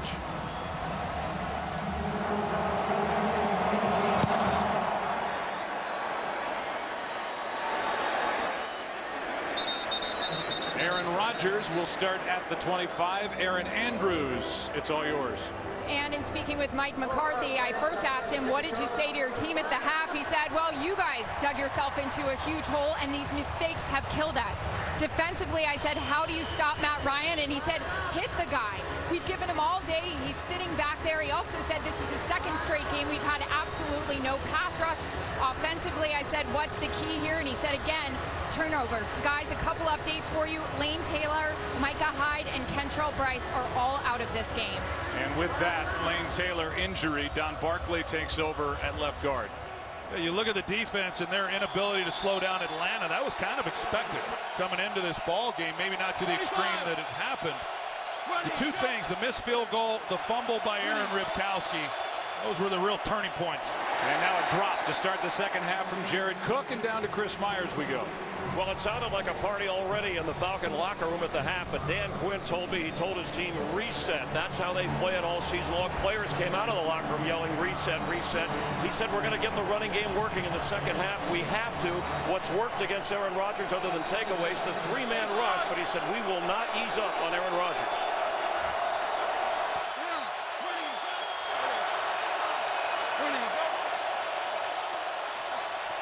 Rodgers just throws it away.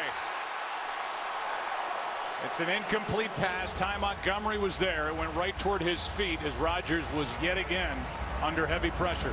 Good pressure on the inside by Rashid Hageman, and then off the edge you've got Dwight Freeney and Grady Jarrett. So yeah, with a four-man rush, they have been able to get pressure on Rodgers as well. The Falcons have played basically 5 defensive backs throughout this game. McCarthy did not run the football now with the score what it is. Don't expect to see many more runs in this game. Ready, go! Right here. Ready, go! Third down and 10. Pass is dropped by Cook. 3 and out starts the second half for Green Bay. So 2 drops by Cook in this first possession of the second half. Yeah, that's not an easy catch, but one that he certainly can make. We've seen him make a lot tougher, and to come out and start this drive in the second half and to continue to have the problems that they had in the first half, it's demoralizing for this group. The drive took 11 seconds. Here's Shum.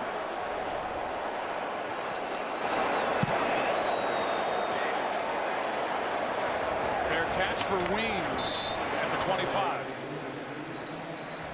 It's been a dominant first half, certainly for Atlanta, but there have been some missed opportunities on Green Bay's side. The early missed field goal by Mason Crosby of 41 yards. Next time they have it, they're marching in toward the end zone, and Ripkowski, his first career fumble. And then this ball was on the ground and right through the arms of Jake Ryan.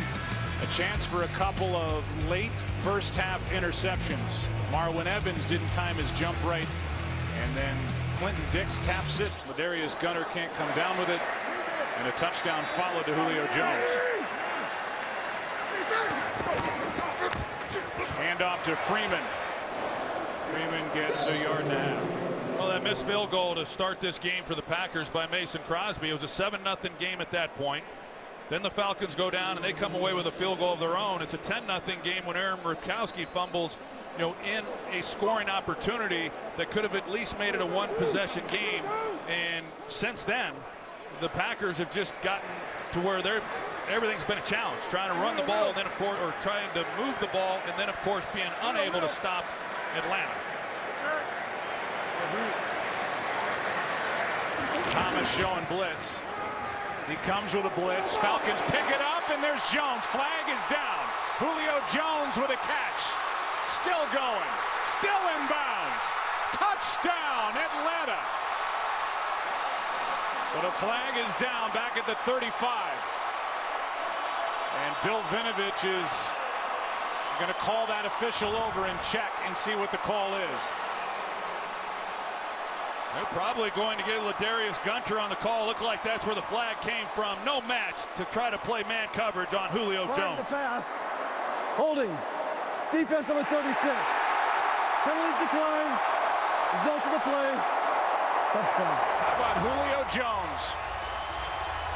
He's had the turf toe. He missed 2 games in December. This one good from 73 yards out. Twice he walked the tightrope down the sideline. And Demarius Randall could not bring him down. All 6'3", 226 of him. Took it into the end zone, and boy, have these fans had fun here today or what?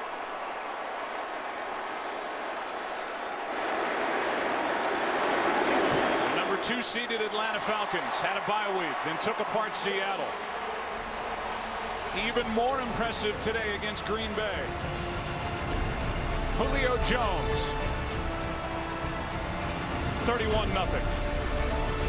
Today's game is sponsored by Southwest. Yes to no fears with nothing to hide. That's transparency.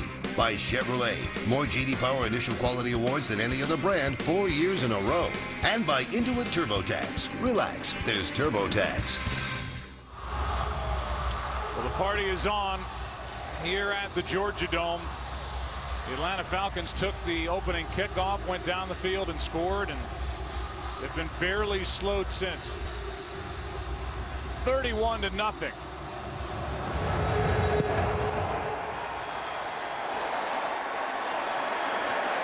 Janis takes a knee. The guys from New Girl are also getting ready for Daytona Day. You throw the greatest Daytona Day parties. Thanks, man. Nobody throws a Daytona party like you. You know why? Because you're the best. The best. Okay, relax. You're invited. Yeah! We'll see you there. All right, man. February 26th. After that February 5th Super Bowl from Houston, Texas, Super Bowl 51.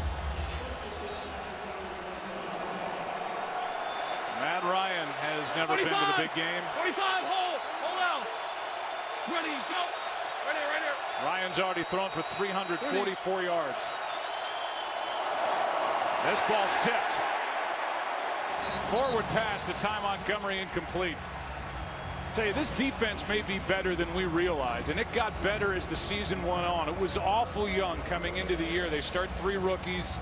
They have a second-year player like Jalen Collins. They lost Desmond Trufant, but they're on the upswing right now. They played great against Seattle and even better today. Yeah, the league better take notice because this defense is here to stay, and they're only going to get better as they did throughout this year. I expect them to be one of the real dominant forces in this game as we move forward in future years. A lot of first and second year players, they were last in the league in defense in 2014, the year before Dan Quinn took over. The rare run, Montgomery's going to carry it for a first down.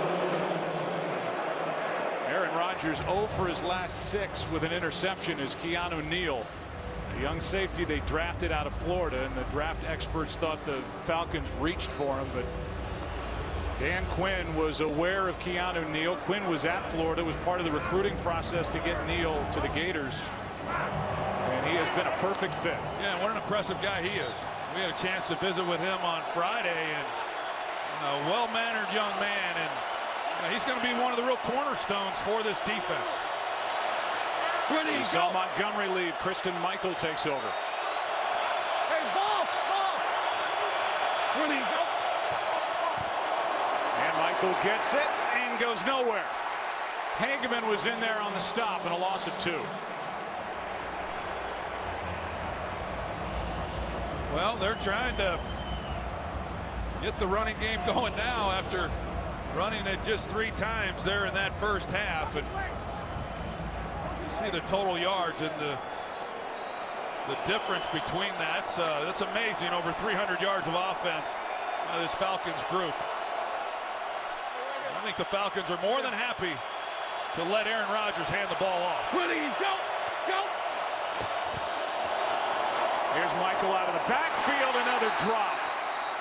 And we haven't seen the Green Bay Packers play like this since November, when Aaron Rodgers said he felt like they were going to run the table. 8 wins later, here they are in the championship game, but not much is going right in Atlanta. Well, didn't you think after last week's win against the Cowboys, I mean, there was so much energy and emotion expended in that win, and what a great win it was. You know, I found myself asking, are they going to be able to kind of get back to that level, the level you have to get to play in a big playoff game like this today? But They've had a hard time. You talked about the delay that they had arriving in Atlanta and what kind of impact that might have had. I think they're going to grant Aaron Rodgers the timeout before the delay of game. Prior to the explanation of the play clock, Green Bay called timeout. First charge timeout, Green Bay. Now Ty Montgomery goes in to get looked at.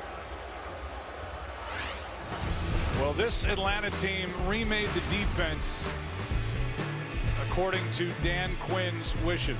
Keanu Neal, Devondre Campbell, Deion Jones, second-year players Ricardo Allen, Jalen Collins, Vic Beasley Jr., and Grady Jarrett.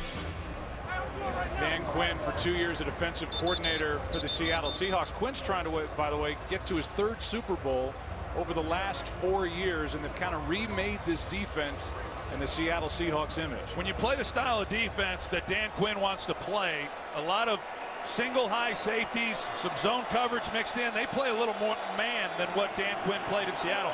You better have linebackers that can run, and that's the first thing they did. When Dan Quinn came in, they addressed the linebacker, the overall speed, but especially at that position, they have to cover a lot of people in those underneath zones, and boy did they. It's as fast a linebacking core as there is in all of football. Third down and 12. Ready, go. Hey, check. Rep. Ready, go. Rodgers pass is caught. Nice catch this time by Jared Cook for a first down. Well, when you're on offense, Joe, and you're in a game like this and you're down 31 points, you don't even worry about what the end's going to be like. You just try to focus on one series, one play, and try to come away with some points at some, and then worry about it the next possession and not focus on the huge deficit that you're faced with. Here's Cook, gets a couple of blocks, has another first down. You can see in that previous catch, Cook hit his head against the turf. His helmet came off. The official checked with him to make sure he was okay. Cook gave him the thumbs up and then comes back with a 12-yard catch for back-to-back first downs.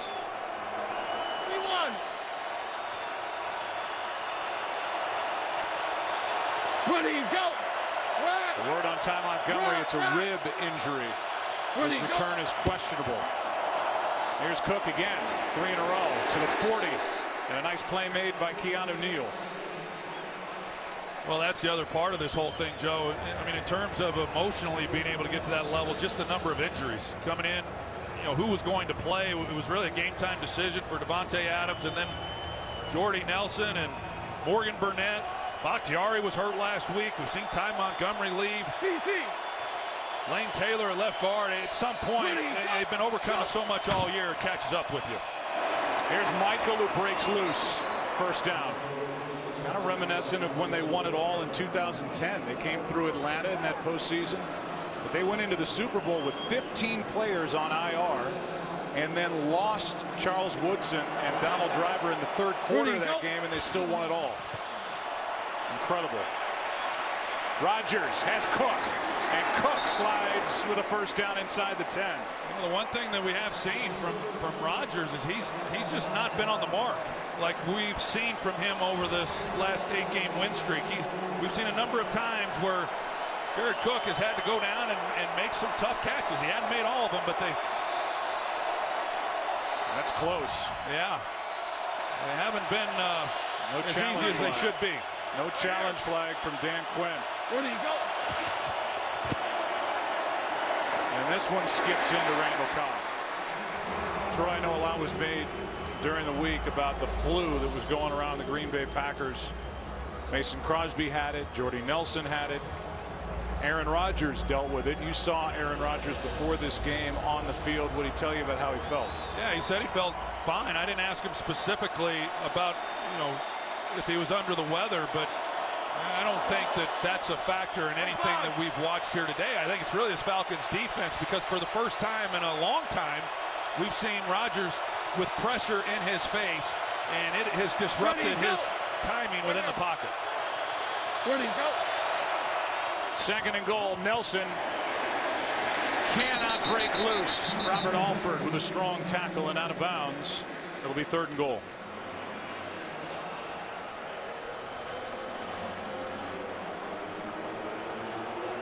Packers knocking on the door, their first touchdown of the day. And they need touchdowns. I mean, to me, this is obviously 2 downs if they need them to get the touchdown. Well, this is a Falcons defense that has really struggled down in the red zone. They last in the league, stopping teams from scoring touchdowns. And now timeout taken by Atlanta.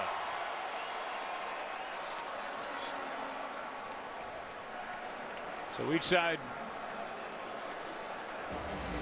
having to take timeouts here recently in the second half. The Walter Payton NFL Man of the Year Award, presented by Nationwide, has been narrowed down to 3 finalists: Larry Fitzgerald, Eli Manning, and Greg Olsen, who have all consistently upheld high standards, both as players and as humanitarians. This year's winner will be announced at the NFL Honors Show on February 4th at 8 Eastern, right here on Fox. Well, that's a great honor, Joe, and maybe the greatest honor when you consider what it entails, not just your performance on the field, but more importantly, what you do within your community. So congratulations to those nominees. And there's a lot of people in this league, as I often say, a lot of players that give up their free time on their days off and give back to their respective communities. So says a former winner himself. Now 3rd and goal. 59.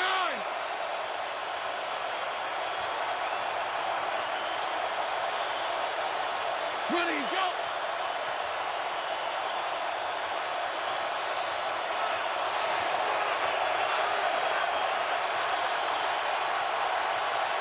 Ready, go. Rodgers pass to Adams for the touchdown.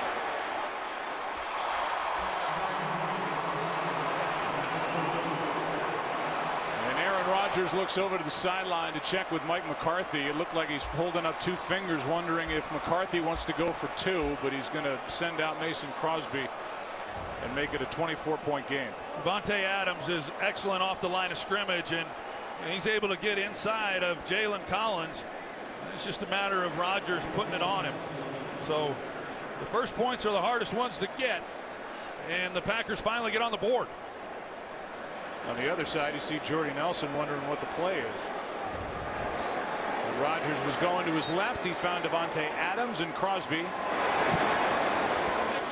makes it 31-7. Atlanta about to get the ball back early 3rd quarter. 9:19 left, 3rd quarter, 31-7. After a 12-play drive, it took 4.5 minutes off the clock. Davante Adams, who had a great year, had 997 receiving yards during the regular season, was iffy coming into this game after turning his ankle last week on a tackle against the Dallas Cowboys. Davante Adams with 2 catches, 8 yards, and the 2-yard score.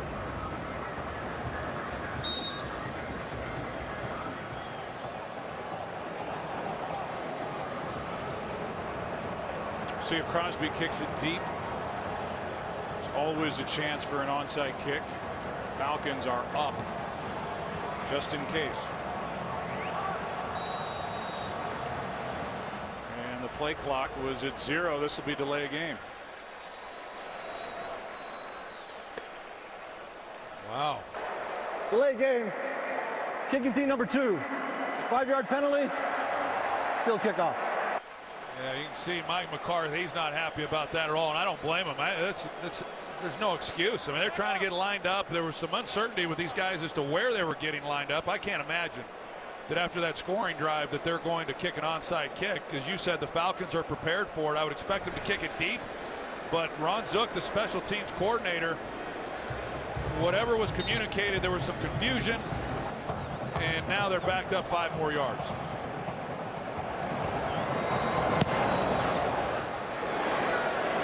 Still into the end zone, and Eric Weems takes a knee. Jordy Nelson's been gutting it out all day long with his fractured ribs. And a frustrating day for the Packers, down 24. couple things have happened that we'll get you caught up on. It's the second week in a row, first against Seattle, now against Green Bay, that Atlanta has scored on 5 of their first 6 drives. And that touchdown pass to Davante Adams from Aaron Rodgers was the 100th touchdown pass in Green Bay postseason history. Aaron Rodgers with over 1/3 of them, 34. But it just makes it a 24-point game. Toss to Freeman running right to the 30. Pickup of 5 and a tackle by Kenny Clark. And now the hard part. You know, now that you finally got on the board yourself, now the Packers have to do something they've basically been unable to do, and that's stop Matt Ryan in this offense. So far, Matt Ryan leads all rushers in this game with 23 yards and a touchdown.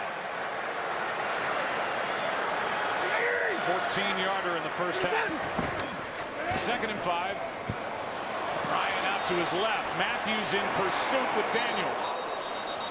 And they both converge to bring down Matt Ryan. And the flag is thrown in the secondary.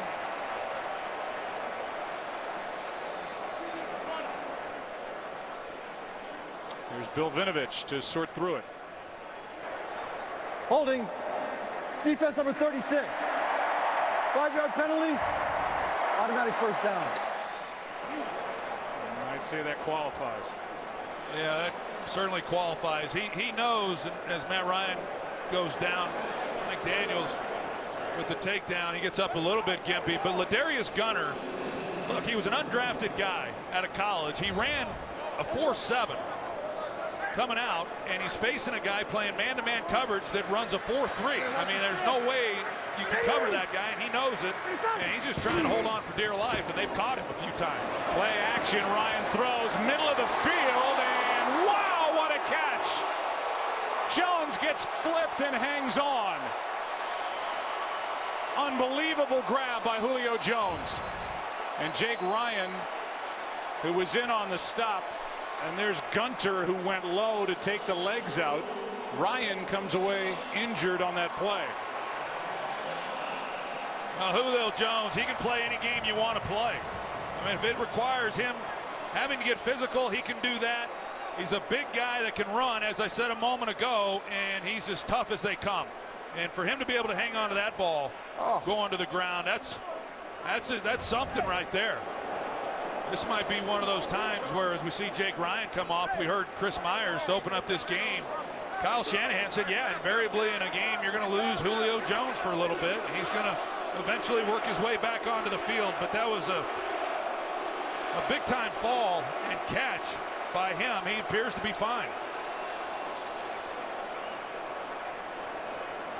You saw the numbers.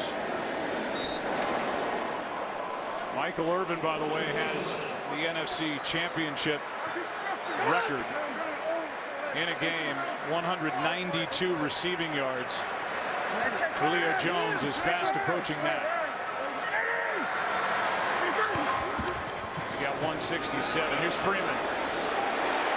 He's a load. Tough to bring down. Shifty, he's strong, he's compact. He's got a 14-yard carry. Well, this is what you do. You're able to run the ball and, you know, shorten this game here in the second half with a big lead. He's difficult to get on the ground, and to follow up on Julio Jones. These Packers know all about Julio Jones. The whole league does. Earlier in the year, he had a 300-yard receiving day, and then just against these Packers 2 years ago, he went for 259 yards. So he's had some big afternoons, and one of which came against these Packers. Here's Freeman on a toss. Burnett on the stop after a gain of 9. In the middle of the second quarter, here is a conversation on the sideline, and it's Julio Jones who's doing all the talking.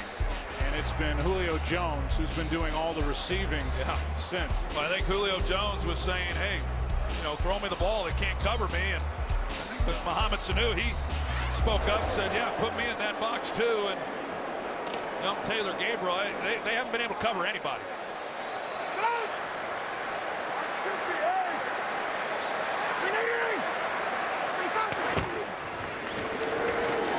Good play. Mike Daniels. Julio Jones, by the way, had an 11-catch, 182-yard, 2-touchdown day in the championship game 4 years ago against San Francisco. You know, Joe, we talked earlier about the job Thomas Dimitroff did, you know, in terms of building a defense and some players for Matt Ryan. Well, Ted Thompson, you know, back 2 years ago, he drafts Demarius Randall, and then he brings in Quentin Rollins, some corners with their first and second picks last season, and they're going to match up against these wide receivers and the spread offenses. And those guys have been hurt a lot, but so far in their second year, they have not lived up to the billing. 3rd down and 2. Ryan keeps end zone. Toilolo. Flag on the coverage as the ball comes out. Burnett in coverage. And a flag was thrown when those two bodies hit the turf. Here's the call. Pass interference. Defense number 42. Foul occurred in the end zone. The ball was placed at the 1-yard line. Automatic first down. I don't know. I don't really like the call, to be honest with you. He got turned and is trying to make a play. You see he's trying to locate the ball. There is a little bit of contact there, but I don't like that call. Mike Pereira, what do you say? I hate to disagree, Troy, but I really do think it is. He does get his head around, but is he making a legitimate play on the ball? He certainly plays into the receiver. I do think it's a foul. I'm not going to argue with him, Mike. I agree with you. I'm just saying, hey, these guys have had a tough afternoon. Let's give them one. First goal from the 1. Freeman can't get there. Never seen you bow out of an argument that fast. I think Boy, that was a total give up. Hey, how about Toilolo, though? I mean, this guy, he's primarily a blocker. He's a tall, rangy guy. He's 6'8". Predominantly a blocker. He's only had 13 receptions during the regular season, but when he does catch the ball, invariably they're for 30 or 40 yards down the field. He's averaging 20 yards a carry, or excuse me, 20 yards a reception this season. And he's just another guy that defenses have to occasionally worry about. McCarthy, I think, agreed with you. Ball's on the ground, and Ryan gets on top of it. Another loose ball that the Packers can't pick up. And it'll be 3rd down and goal. Julio Jones will come back into the game, and there's the center quarterback exchange from Alex Mack.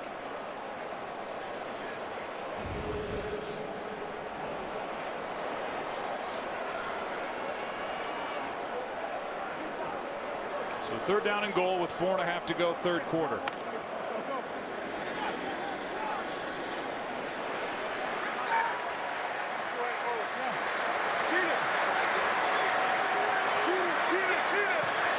Jones in the slot to the left.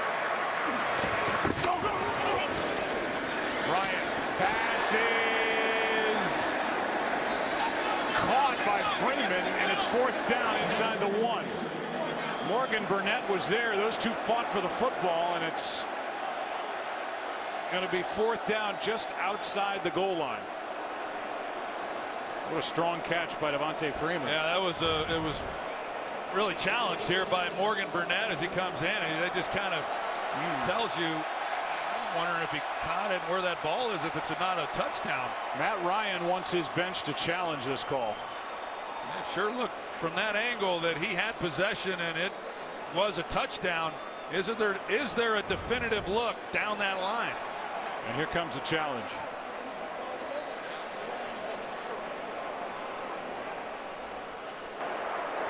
Atlanta is challenging the ruling on the field that the receiver was short of the goal line.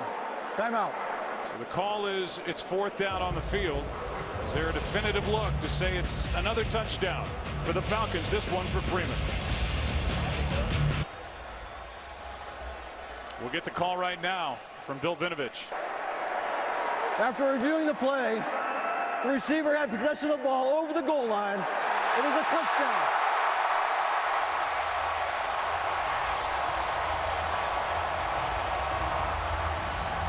Mike Pereira, you told us before this game started that it was in good hands with Bill Vinovich, and this crew's done nothing to dispute that. You like this call? I like the call. Paulie Widener in the replay booth, New York, chiming in. The question is control. Did he maintain control of the ball after that first contact, which he did, and the ball was breaking the plane at that point, so that's a good decision.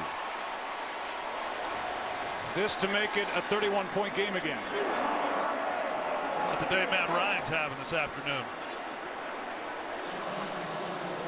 I agree with you, Joe. You mentioned it earlier. I think he's going to be the league MVP and well-deserved. And the only thing keeping him from being mentioned amongst the greats in our game is getting on and winning a world championship. The extra point is no good. And it's a 30-point game. The 39th president of the United States, Jimmy Carter, and Rosalind applauding. A 37-7 game.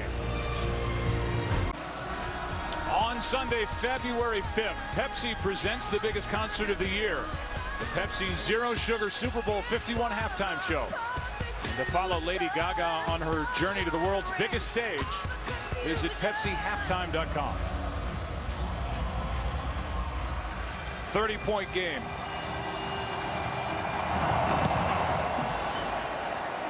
And Matt Ryan, as you said, the presumed MVP with an MVP-like performance. 4 touchdown passes and a 14-yard touchdown run.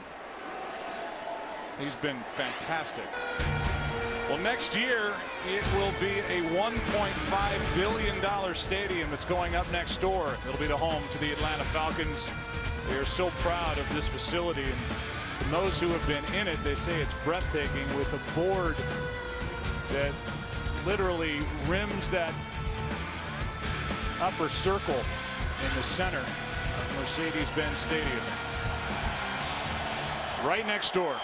You look around the league, there are some incredible stadiums that have been built in recent years. Rodgers out of the shotgun. Protected, and now he'll take off. He's got a lot of room to run. He's still going.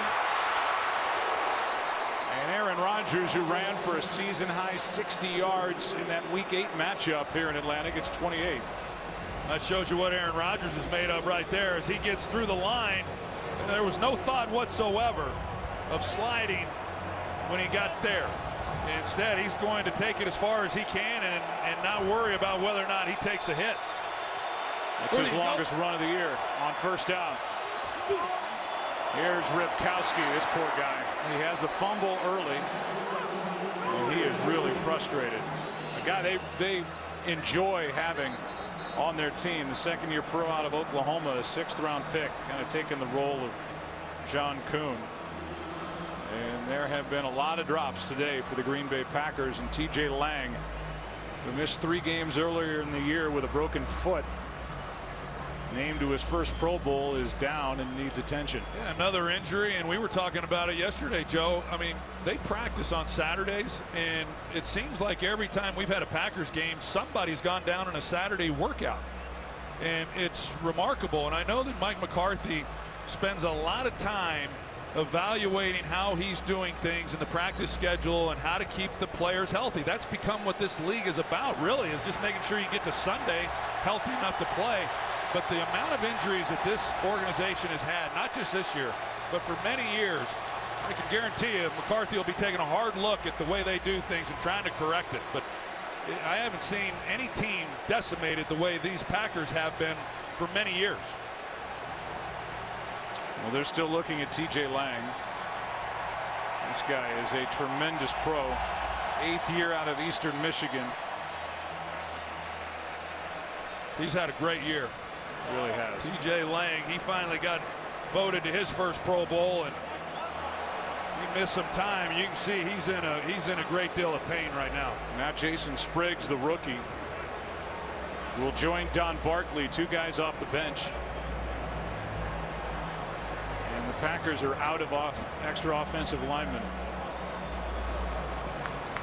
I said this during one of our hits earlier in the pregame. The Green Bay Packers bye came on October 2nd. It's been a long push. You see Lang emotional with that injury to his knee. And it's been hard just to try and stay healthy week to week. Ready, go, go, go. They had 15 guys on the injury report coming into this game. Falcons had 4. Rodgers throws, and the pass is picked. Intercepted by Jalen Collins. What a game he's had. And Collins goes down at the 30. We'll take another look. It's a turnover. So they'll take another look as well. And that ball looks to be on the ground. Yeah, it does. Hard to tell if his forearms were underneath the ball or not. The ball definitely hits the ground, but did he have clean possession of it? Trying to get the ball into Randall Cobb. He does not work back through the football. Jalen Collins is able to drive on it, at least make a play on it. Whether or not it holds up as an interception. Mike Pereira in our booth thinks it's incomplete, not an interception, as this ball goes through the arms of Collins, then gets trapped against his body, but we'll wait and see. It's not all that clear cut. If it holds up as a turnover, it's the 3rd of the game for the Packers and the 2nd interception for Aaron Rodgers, who went 318 straight throws without an interception before he was picked by the Cowboys last week. I'm going to go back to that TJ Lang injury, Joe, and by no means am I suggesting that a practice schedule would prevent the injury that he just suffered. The point being, just amazed at how many injuries the Packers team has had, and it's continued again in this ball game. This is just today. Kentrell Bryce was hurt on the opening kickoff. Micah Hyde a shoulder. Lane Taylor's out with a knee. Jake Ryan is out with a shoulder, and Ty Montgomery, his return is questionable with a rib injury, and now TJ Lang. Emotional.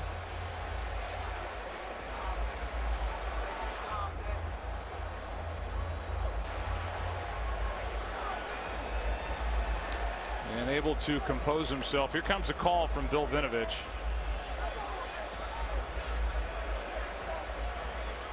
Tell you more about Lang in a second.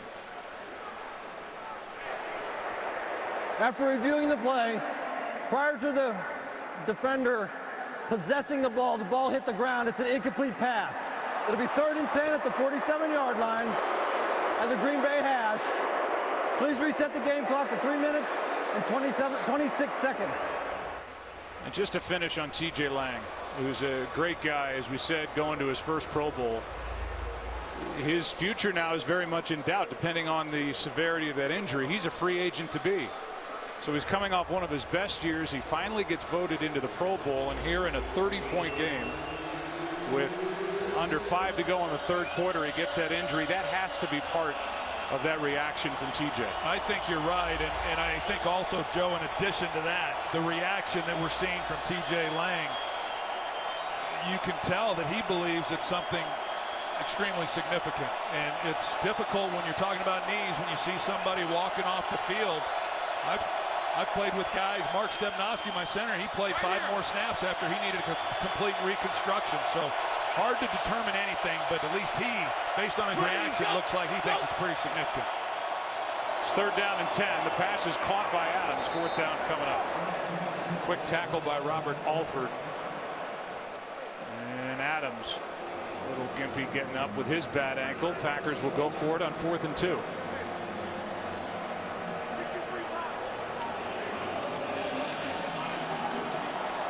So now Adams has to check out.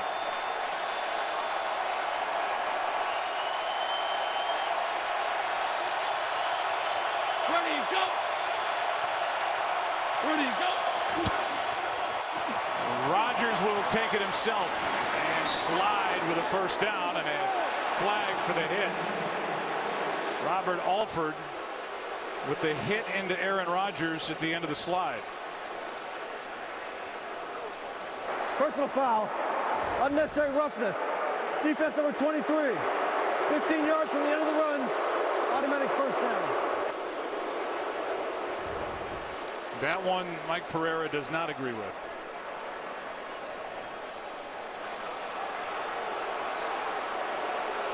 And neither does this crowd at the Georgia Dome. Mike, you don't agree with that call? Well, you know, let's see what Bill Vinovich has to say. After further discussion, the quarterback did not slide feet first. Therefore, he can be hit. Therefore, there's no penalty on the play.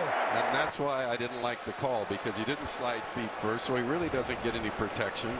It's not late, and he really hits him in the back area. And I just think, again, good crew discussion, at least of getting together and figuring this out. So there you go. Did you buzz him? Be honest. Did you buzz him? I did not. I did not. I did not. It's a 7-yard carry for Aaron Rodgers and still a first down on 4th and 2. 2.5 to go, third quarter. Hey, Liz! Liz! Ready, go! Liz! Ready, go! Rodgers, pass caught. Jared Cook. Good throw by Aaron Rodgers, and Cook out of bounds with a first down just inside the 14, a gain of 18. Yeah, it doesn't look like much, but this is probably Aaron Rodgers' best throw of the day. As Cook comes out of that route, the ball is perfectly placed on him, and there hasn't been a lot of those in this ball game from Rodgers. And then when he has delivered the ball, as you said earlier, Joe, they've had a lot of drops in this one as well. 11. There have been 5 Green Bay Packer drops. Ready, go! Right here! Ready, go! On first down, Rodgers out to his left. He's deadly out to his left. He has to pull it down. Good coverage, and this time a more clear slide. They'll mark him down outside the 6. Yeah, it was good coverage, and Rodgers did not want to have to run with the ball. He was trying to do everything because of the score in this game, just to score as quickly as possible. But the Falcons, they hold up on the back end, and he eventually then had to tuck it.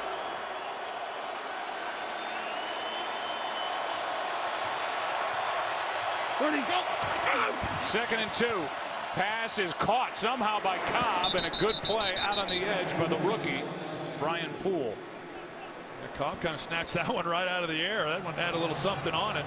Brian Poole, he's an interesting guy. You talk about all these young players on this defense, and he is an undrafted free agent out of Florida, another guy that Dan Quinn knew from when he was on that staff. And when you're able to find a third corner, and especially a slot corner as an undrafted free agent, that speaks volumes for your personnel department. Ready, go!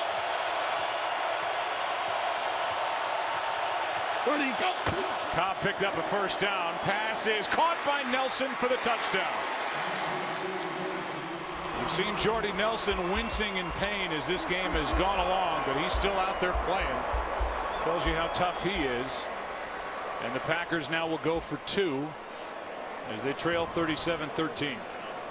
Well, we saw Davante Adams earlier. The touchdown that he got was on the slant route. Robert Alford, he slips as Nelson starts him to the outside and comes underneath. And when you get down to these areas and critical third downs against the Packers, you can expect to see the slant routes. They throw them as well as anybody in football. This will try to make it a 22-point game. Packers on the year 2 for 4, attempting a 2-point try. Davante Adams back out there at the bottom of the screen. Ready, go! Ready, go! Go! Here's Ripkowski gonna plow his way in for a 2-point conversion.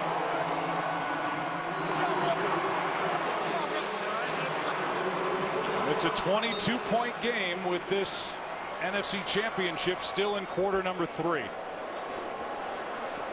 It's like an old Oklahoma drill with Keanu Neal jumping into the gap. He's going to come down, and it's just him and Aaron Ripkowski, and who's going to win that matchup? Good blocking up front, one-on-one. Ripkowski drops his shoulder and is able to drive his way across the goal line. So Ripkowski plows it in. You can see your favorite Troy NFL players show off their strength, speed, and skills in the new Pro Bowl Skills Showdown on Thursday, January 26th at 7 Eastern. And don't miss the 2017 Pro Bowl presented by Aquafina on Sunday, January 29th at 8 Eastern on ESPN. You saw Aaron Ripkowski walking off the field. That right arm was dragging a little bit, and That's the shoulder that he used to go through Keanu Neal. It looks like they're going to give him a little bit of attention and make sure he's okay. To the point now, Dorsey Levens was the honorary captain for the Green Bay Packers. They might try to find him a jersey and pads. The ranks are getting thin for the Green Bay sideline with these injuries in this game, and they had plenty coming in. Only one player is back. That's Hardy. And the onside kick try is taken by Sanu. And he gets tripped up at the 28. He was sure thinking touchdown. Couldn't see exactly who it was that got a hold of him, but Mohamed Sanu, he catches this one. He gets the good bounce, and he sees nothing but end zone in front of him. That was Marwin Evans, who just got enough of Mohamed Sanu.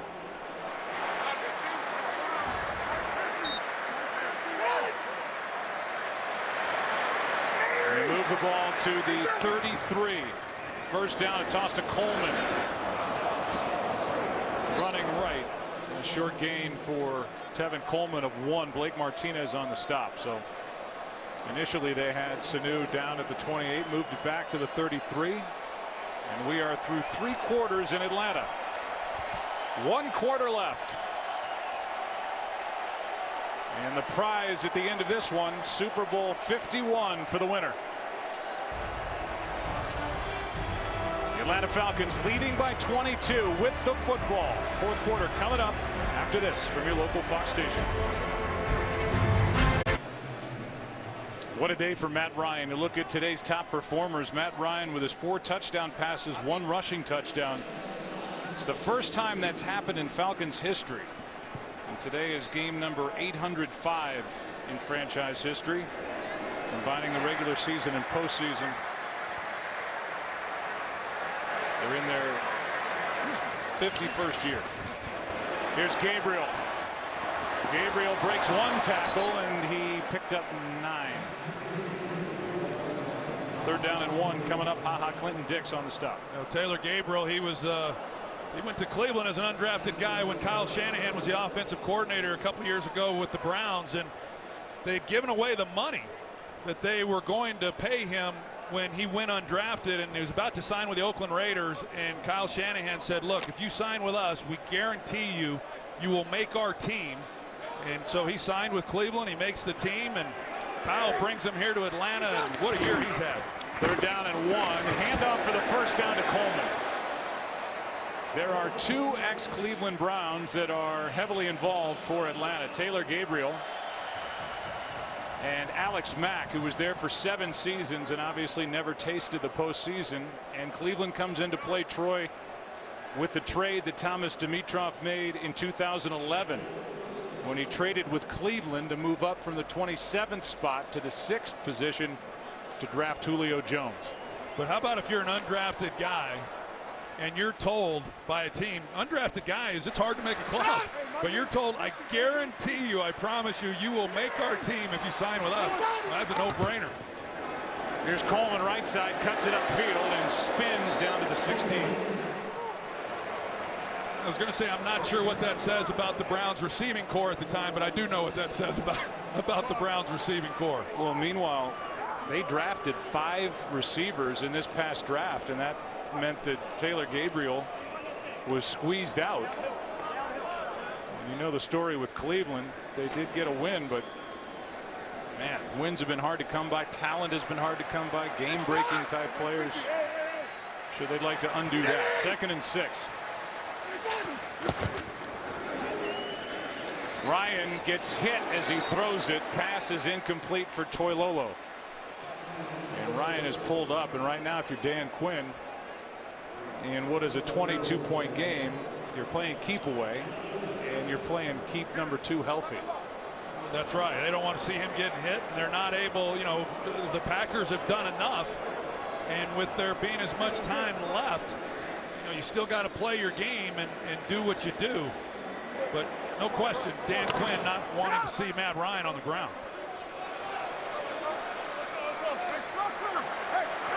There's also some interested observers with a point total at 52 at the moment. 3rd down and 6. Pass is caught. Julio Jones down inside the 4 to set up 1st and goal. What a game. What a player. They go man-to-man with Quentin Rollins this time, and you see the separation with Julio Jones. A dangerous collision there as he lowers his head right at the end of this play. You hate to see that, but Julio Jones, in addition to all of his physical skills, he's obviously a very bright player as well, because they can line him up in a lot of different places, and he's hard then to get a beat on as a defense in trying to double him up and all the different routes that he's capable of running. Falcons are now 10 for 12 on 3rd down in this game. Coleman on a toss, running left, untouched, touchdown.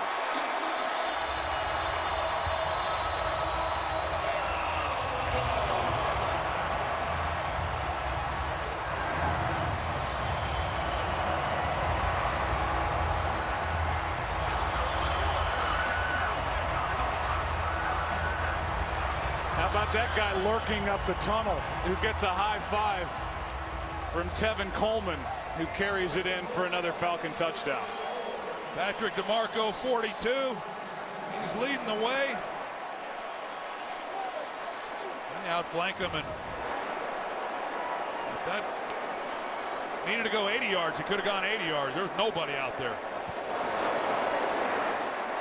Bryant has 1 missed extra point in the game. 4 straight touchdown drives for the Falcons. All smiles, pointing their way toward Houston, Texas.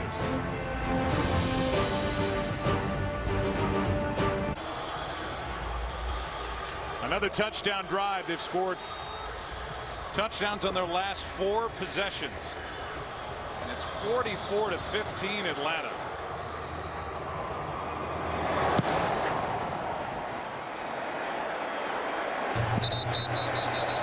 Washer hits the crossbar. And now we'll welcome you inside the broadcast booth. I'm Joe Buck with Troy Aikman. How about Matt Ryan? Just kind of goes about his business. He's got a big contract. People were wondering last year. Not a great year, but man, has he played tremendous football today. A lot of pressure on his shoulders. Expectations were high. He's had a great year. How's he going to play, in the NFC Championship game? 2-4 in postseason games coming in today. And now, like I said a moment ago, the only thing separating him, and it's the case for all quarterbacks, hey, I mean, we all understand it. You're measured by what you do in the postseason and championships. And I don't know if I'm willing to say yet that he's going to the Super Bowl, but it sure looks that way with an opportunity to win his first. Here's Ripkowski on a screen. Gets a block out on the edge from Trevor Davis. Collins is there to force him out after a gain of 20. But I've thought Matt Ryan has been a great player for a long time. I remember when he came into the league as a rookie, and I hadn't watched him, and I went back and watched some film one day, and I watched about 5 throws, and I turned it off, and you could just tell. I mean, he was well coached at Boston College. You knew he was a special talent, and now he's getting a chance to show everybody how good he is. Rodgers just throws it away.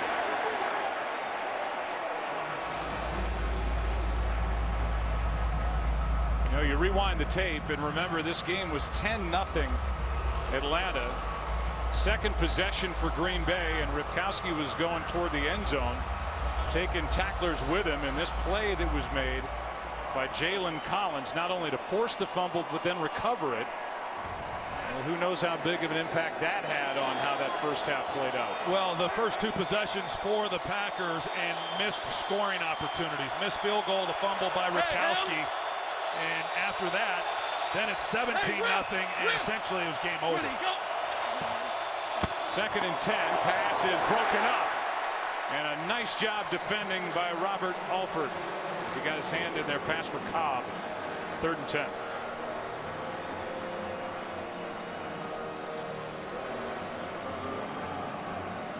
A great piece done by Bill Pennington in the New York Times. They ran yesterday. We'll get into some of that about Matt Ryan next time the Falcons have the ball. Right now, it's Green Bay facing 3rd down and 10. Hey, Rip! Where do you go? Rip! Where do you go? Low snap. Rodgers had to corral it first and cannot get away from Tyson Jackson.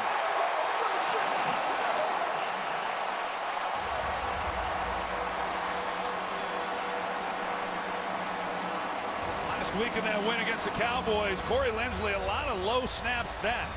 That's pretty unsettling for a quarterback when you're having to concentrate that much on where the ball's going to be snapped, but I don't think the snap had anything to do with the end result. This Falcons defensive front has been getting after him. Mike McCarthy wanted Bill Vinovich to throw a flag for a face mask as Jackson came in and with his left hand may have had part of the face mask of Rodgers. No call. You're right. Initially, I thought it might have been the shoulder pad. Rodgers is trying to get a first down. Fires a fastball for the first down to Cobb. Man, moving to his left, able to set up momentarily and then fire a laser to Cobb. What a throw on fourth down. He gets 33. Yeah, we haven't seen as much of Aaron Rodgers outside the pocket, but he was able to buy some time. We've seen so many times, even just in recent weeks, and delivers a strike. Ready, go. Here's Ripkowski. Play made by Brooks Reed. Ball's out. And they're going to say he was down. The call is he was down by contact before the fumble. I don't think so. I don't think the knee was down. Then the question is, was there a clear recovery? The ball was knocked out. Looked like before the knee touched down. And was there a clear recovery? The answer is Courtney Upshaw was there for Atlanta. I would expect to see that challenged. And Quinn's not going to challenge it. He might have won that one. Here's a 2nd and 7. And here's Ripkowski for a first down. 29-point game, a gain of 8 for Aaron Ripkowski, and a fresh set of downs for Aaron Rodgers. Still not moving at the speed in which you would expect. I mean, they're in the no huddle, but there's not a lot of urgency with the tempo. Rodgers with protection now out to his left.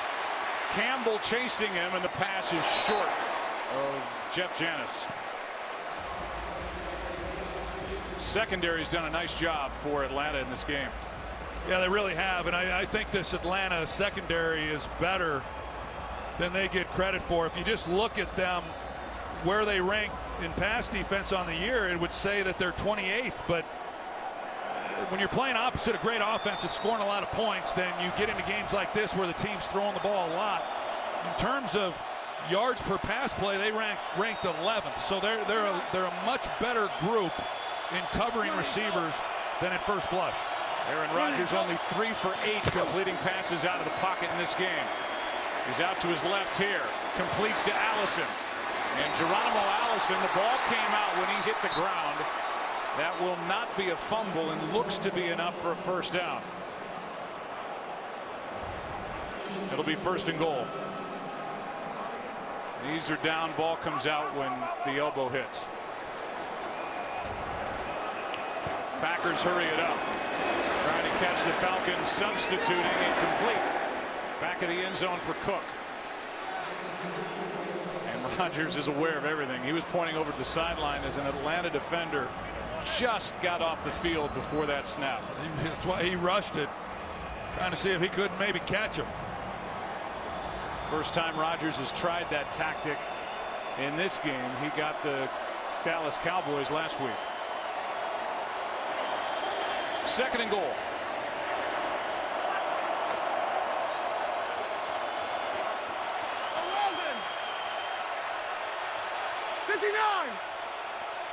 Ready, go, go. Flag is thrown, free play Rodgers. And he just throws it up. Incomplete. But a defender came across early for Atlanta. and it is against the Falcons. Yeah, it's a good job. Aaron Rodgers is awfully good at drawing a defense off sides, and then he's especially good. He knew. Offside. Defense number 93. After this is the goal. Repeat, second down.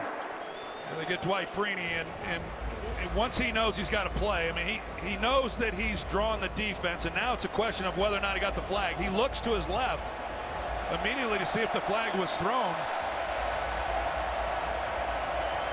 Trying to get a holding call there on the back end, but as he's going to the ground, he was going to sling it up in the air and do something to try to give a chance because he knew he had the free play. That's the first defensive penalty on Atlanta in this game. 59. Ready, go. 59. Ready, go. Ripkowski goes down. 3rd and goal, and Grady Jarrett was in with Rashid Hageman. And he just busts right through that offensive line. Jason Spriggs, who came in and took TJ Lang's place, he's not able to come down and pick up that block, and he's got a straight shot for the tackle. This defensive front has really played well in this game. Not early on, we saw some pressures by Dan Quinn in this defense, but since the early part of this game, a lot of 4-man rushes, and they've been able to do some good things, and that time stopping the run. 3rd down and goal. Rodgers running around like Fran Tarkenton, and now he'll try to run it in himself and can't get there. It's 4th down. And Robert Alford was there to stop it. The flag is down, and so is Rashid Hageman.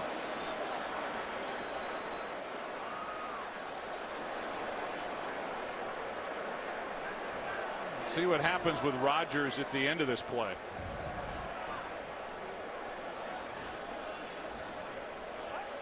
And he gets his hand up into the face mask of Robert Alford and rips the helmet off his head. Trying to stiff arm him, and the hand came up high into the face mask. Meanwhile, Rashid Hageman is down, and they're checking on him. Yeah, he wasn't moving at all, Joe, and as Aaron Rodgers was scrambling, he ran right past Rashid Hageman. He was just on the ground. And personal foul, face mask, offense number 12, 15-yard penalty. Repeat, 3rd down. So here's the face mask call against Aaron Rodgers. That's an easy call to make. And we saw Rashid Hageman. He came off the field on his own powers, and boy, he sure looked like he was hurt pretty good. Though he in the middle of that play, he just did not move at all. Might have just been out of gas the way Aaron Rodgers was running around back there.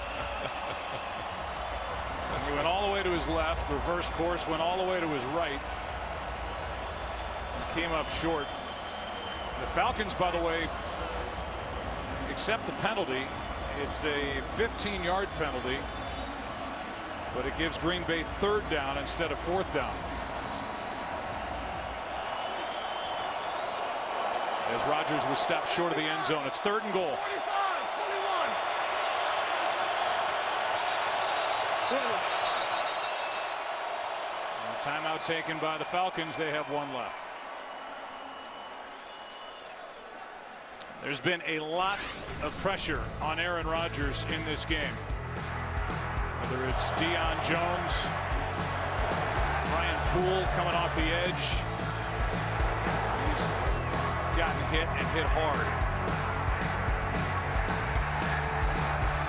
There's Tyson Jackson with a sack on this possession. 6:57 left. It'll be 3rd and goal from the 18. Yeah, he has gotten hit a lot, and those are hits that you just don't see quarterbacks take very often in today's game. They were clean hits. So Poole coming off the edge. But they did. They roughed him up pretty good early, and as I said, then as the game wore on, not as much pressure by Dan Quinn, but this defensive front, the challenge, of course, was to disrupt Aaron Rodgers in the pocket, and they've done a good job of that throughout this game. Ready, go, go. 3rd and goal, end zone. Janis, flag. And the call will be against Robert Alford. Yeah, this time they get Alford. He's got hands on the receiver as Jeff Janis. They were expecting that back shoulder fade, and there's contact, and Robert Alford, he... Pass interference. Defense number 23. Falcons in the end zone. Ball will be placed at the 1-yard line. Automatic first down. He's got his left hand on Janis, and I think it's the right call. And Alford, he's been plagued by that throughout the season. He leads this defense, or leads the team actually, in penalties. He's been penalized 12 times, pass interference and illegal contacts and holds, and just has not been able to clean that up. It's something that's been a bit of a problem all year. That's 6 defensive pass interference calls, tied for the 2nd most in the NFL during the regular season. Now 1st and goal from the 1. Ready, go, go, go. Pass is incomplete for Cook. Keanu Neal is there for Atlanta, and we've seen that reaction from Aaron Rodgers quite a bit today. Little different story here after this 8-game winning streak. And over his last 9 games coming in, Rodgers 24 touchdowns, 1 interception. Today 26 of 44, 286, 2 touchdowns and 1 interception. 45, 45. Ready, go. 2nd and goal. Pass is caught for the touchdown, Jared Cook. And Rodgers will stay out on the field as the Packers again will go for 2. Well, he draws the rookie Keanu Neal, and Rodgers throws the ball and makes Cook go get it. Able to come away with a touchdown on this drive. They'll go for 2, the onside kick, and see what might happen.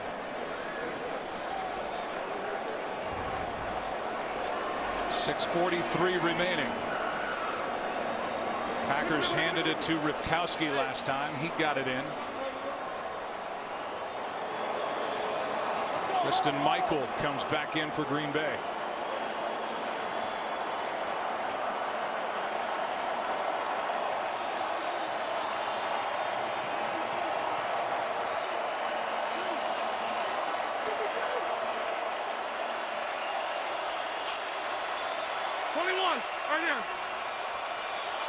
I would expect him to work Cobb here or Cook in the slot. Just to make it a 21-point game. Handoff is to Michael. Doesn't get it. Vic Beasley made the play. And we'll have no doubt an onside kick try when we come back. The Falcons again expect an onside kick try by Crosby. The last one was recovered by Mohamed Sanu. 14-play drive, 75-yarder. And it's a 23-point game.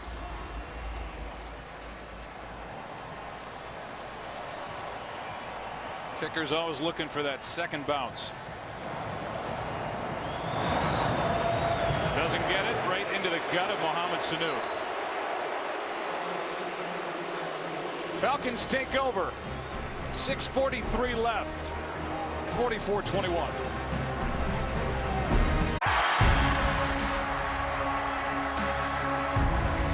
Julio Jones with a catch. Touchdown! Falcons have made this look awfully easy here this afternoon. The ball sits at midfield. The Falcons have it. And there's Matt Ryan, who's had the first game in Atlanta Falcons history with 4 touchdown passes, 1 touchdown run. And you see the possessions today. 1 punt, 1 field goal. Otherwise touchdowns. I don't know if I've ever seen it look that good. That's pretty amazing there. One time that they've been stopped. You expect the ground game, and it's Freeman. Daniels on the stop. I was talking about that article that was written by Bill Pennington in the New York Times about Matt Ryan, who was the number 3 overall pick in 2008. Went to the playoffs that year as a rookie. They ended up losing. He grew up playing with family and friends in Bill Henfey Park in North Wildwood on the Jersey Shore.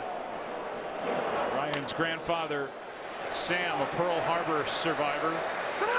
His quote was, "Games are played with a bat, a glove, or a ball, but never your mouth." And it feels like Matt Ryan listened all those years. Not a boastful guy, just a really good NFL quarterback, bordering on great. And he's played great here today. He has. He's played great all year long. And Kyle Shanahan, the offensive coordinator, he's had a little bit to do with the way in which. Defense number 52. 5-yard penalty. Repeat, second down. Clay Matthews trying to get a jump is guilty of the offside. The way in which Matt Ryan has played, and he's the odds-on favorite to take that San Francisco 49er job, and they don't have a quarterback on that roster like Matt Ryan. And things, if he does take the job, they get a little bit tougher. I know Thomas Dimitroff, he talked to Kyle Shanahan and said, "Hey, you got a good thing going here in Atlanta. A lot of good pieces to work with, and he's done a marvelous job coordinating that group. But you better find that guy if you're going to be a head coach for long in this league." Hand off to Freeman. And Freeman just won't stop until he gets to the 40. And that's a first down. Kyle Shanahan last year was the coordinator of this offense, and it really wasn't clicking. They got out to that 5-0 start, but it was a major transformation that Matt Ryan had to make to the amount of verbiage that's in the offensive play calls. And he said, "I'd go into the huddle. I was more worried about getting the play called right than what I was going to do once the play started." And you talked to him this week about that, and well, the verbiage is fine now for Matt Ryan, and we're seeing all he can do.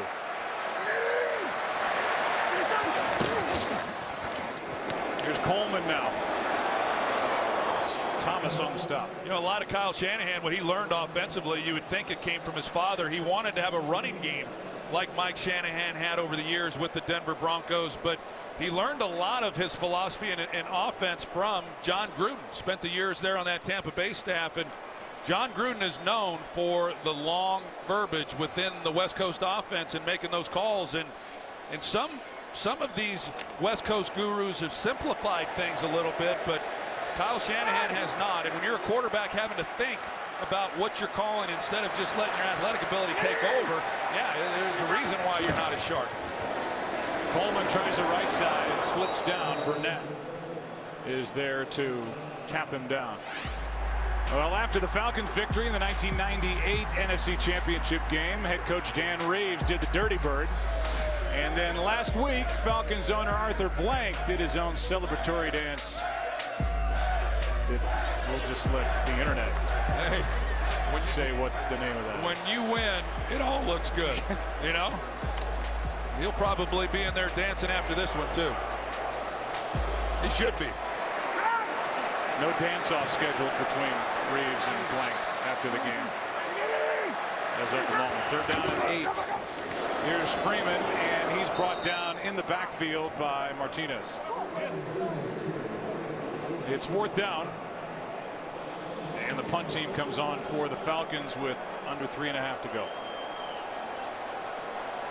And Matt Bryant is going to check in as well, so looks like they're going to try a long field goal.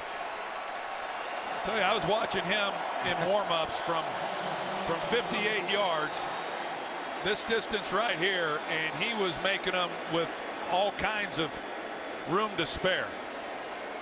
It's going to be a 58-yard try. The play clock is winding down. Matt Bryant says he's comfortable at 60, so even with this lopsided score. Third and final timeout.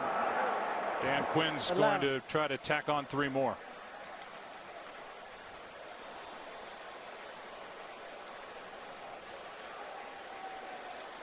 Matt Ryan played his high school football in the Philadelphia area, was a triple option quarterback, didn't throw the ball that much, but showed enough to Boston College where they wanted him. That's where he developed the whole Matty Ice nickname, and he was the 3rd overall pick. The Falcons have him locked up, and there's word that they may end up redoing his deal in the days to come and further extend him. And now Dan Quinn has thought better of the field goal. Yeah, there's too there's a little too much that can happen.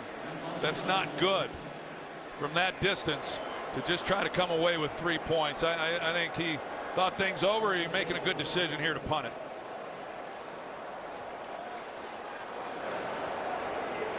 Bosher with Davis waiting. And a fair catch around the 5. Dancing, that's our theme. Going to break.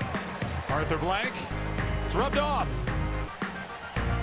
The fans into it here in Atlanta. Final game of the Georgia Dome. All Falcons. Aaron Rodgers will finish this NFC Championship game on the sideline with 2:36 left. 44-21 game.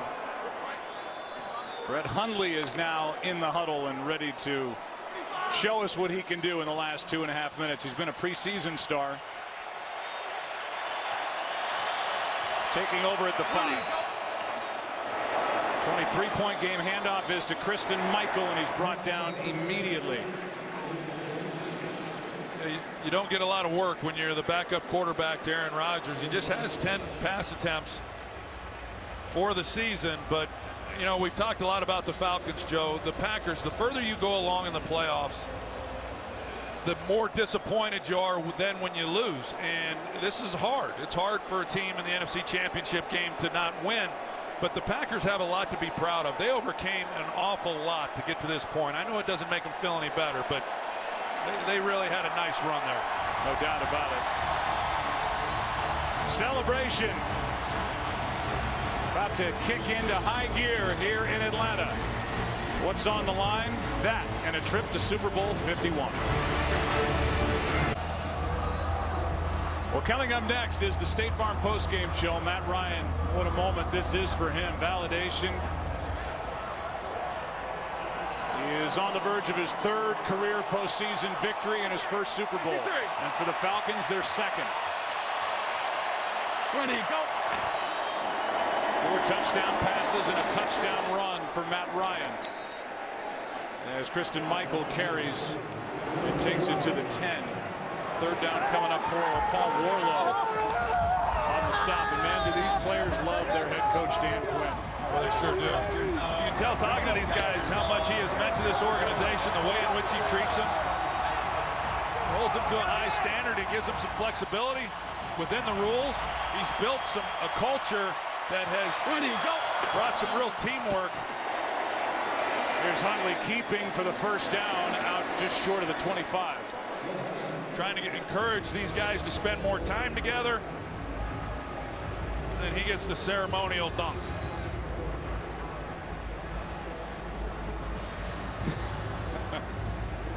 His 2nd year, a 5-0 start last year as a rookie head coach.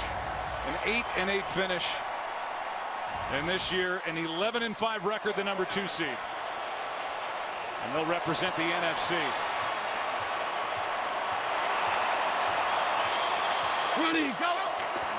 Falcons started 4-3 this year, and they will end this portion of their season having won 9 of their next 11.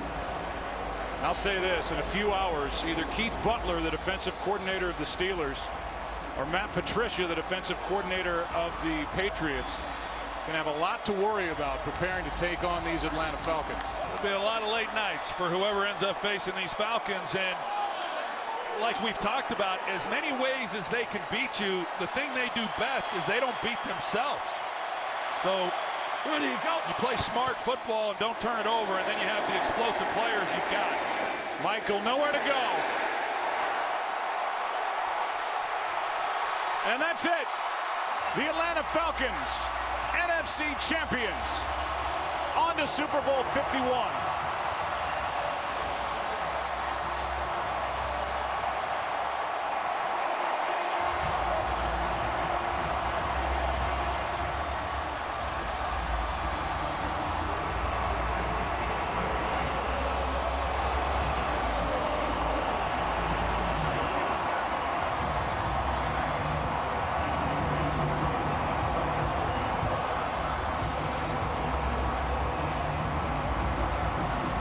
Let's go down to the field and Chris Myers. All right, a most valuable performance, Matt. Congratulations, a career hurdle cleared for you and going to your first Super Bowl. Excited. We played great today, all three phases. Showed up. We did exactly what we've been doing all year, and it feels really good. I know it's human nature when you have a 24-0 halftime lead to ease up, but you and your team did not. No, you know what? We knew going against Green Bay and going against Aaron, it's never over. He's such a great competitor, such a great player. We just kept battling the entire 4 quarters. And whether it's Tom Brady's team or Ben Roethlisberger's team, you'll be ready. We'll be ready to go, that's for sure. All right, and hey, just a thought on the way this team approached it. Did your wildest dreams, did you think you'd be able to dominate like you did? I know you're confident, but come on. You never know how they're going to shake out. You expect it to be, down to the last play or two. But I'm just proud of the way that we competed and just really excited for 2 weeks from now. Well, have a good time in Houston. Congrats again. Thanks, Matt. Appreciate it, man. Thank you. Joe, the Atlanta Falcons become the 12th different NFC champion in the last 16 seasons. And it's Matt Ryan going to the Super Bowl for the first time with head coach Dan Quinn. The State Farm postgame show coming up. Congratulations to the Atlanta Falcons.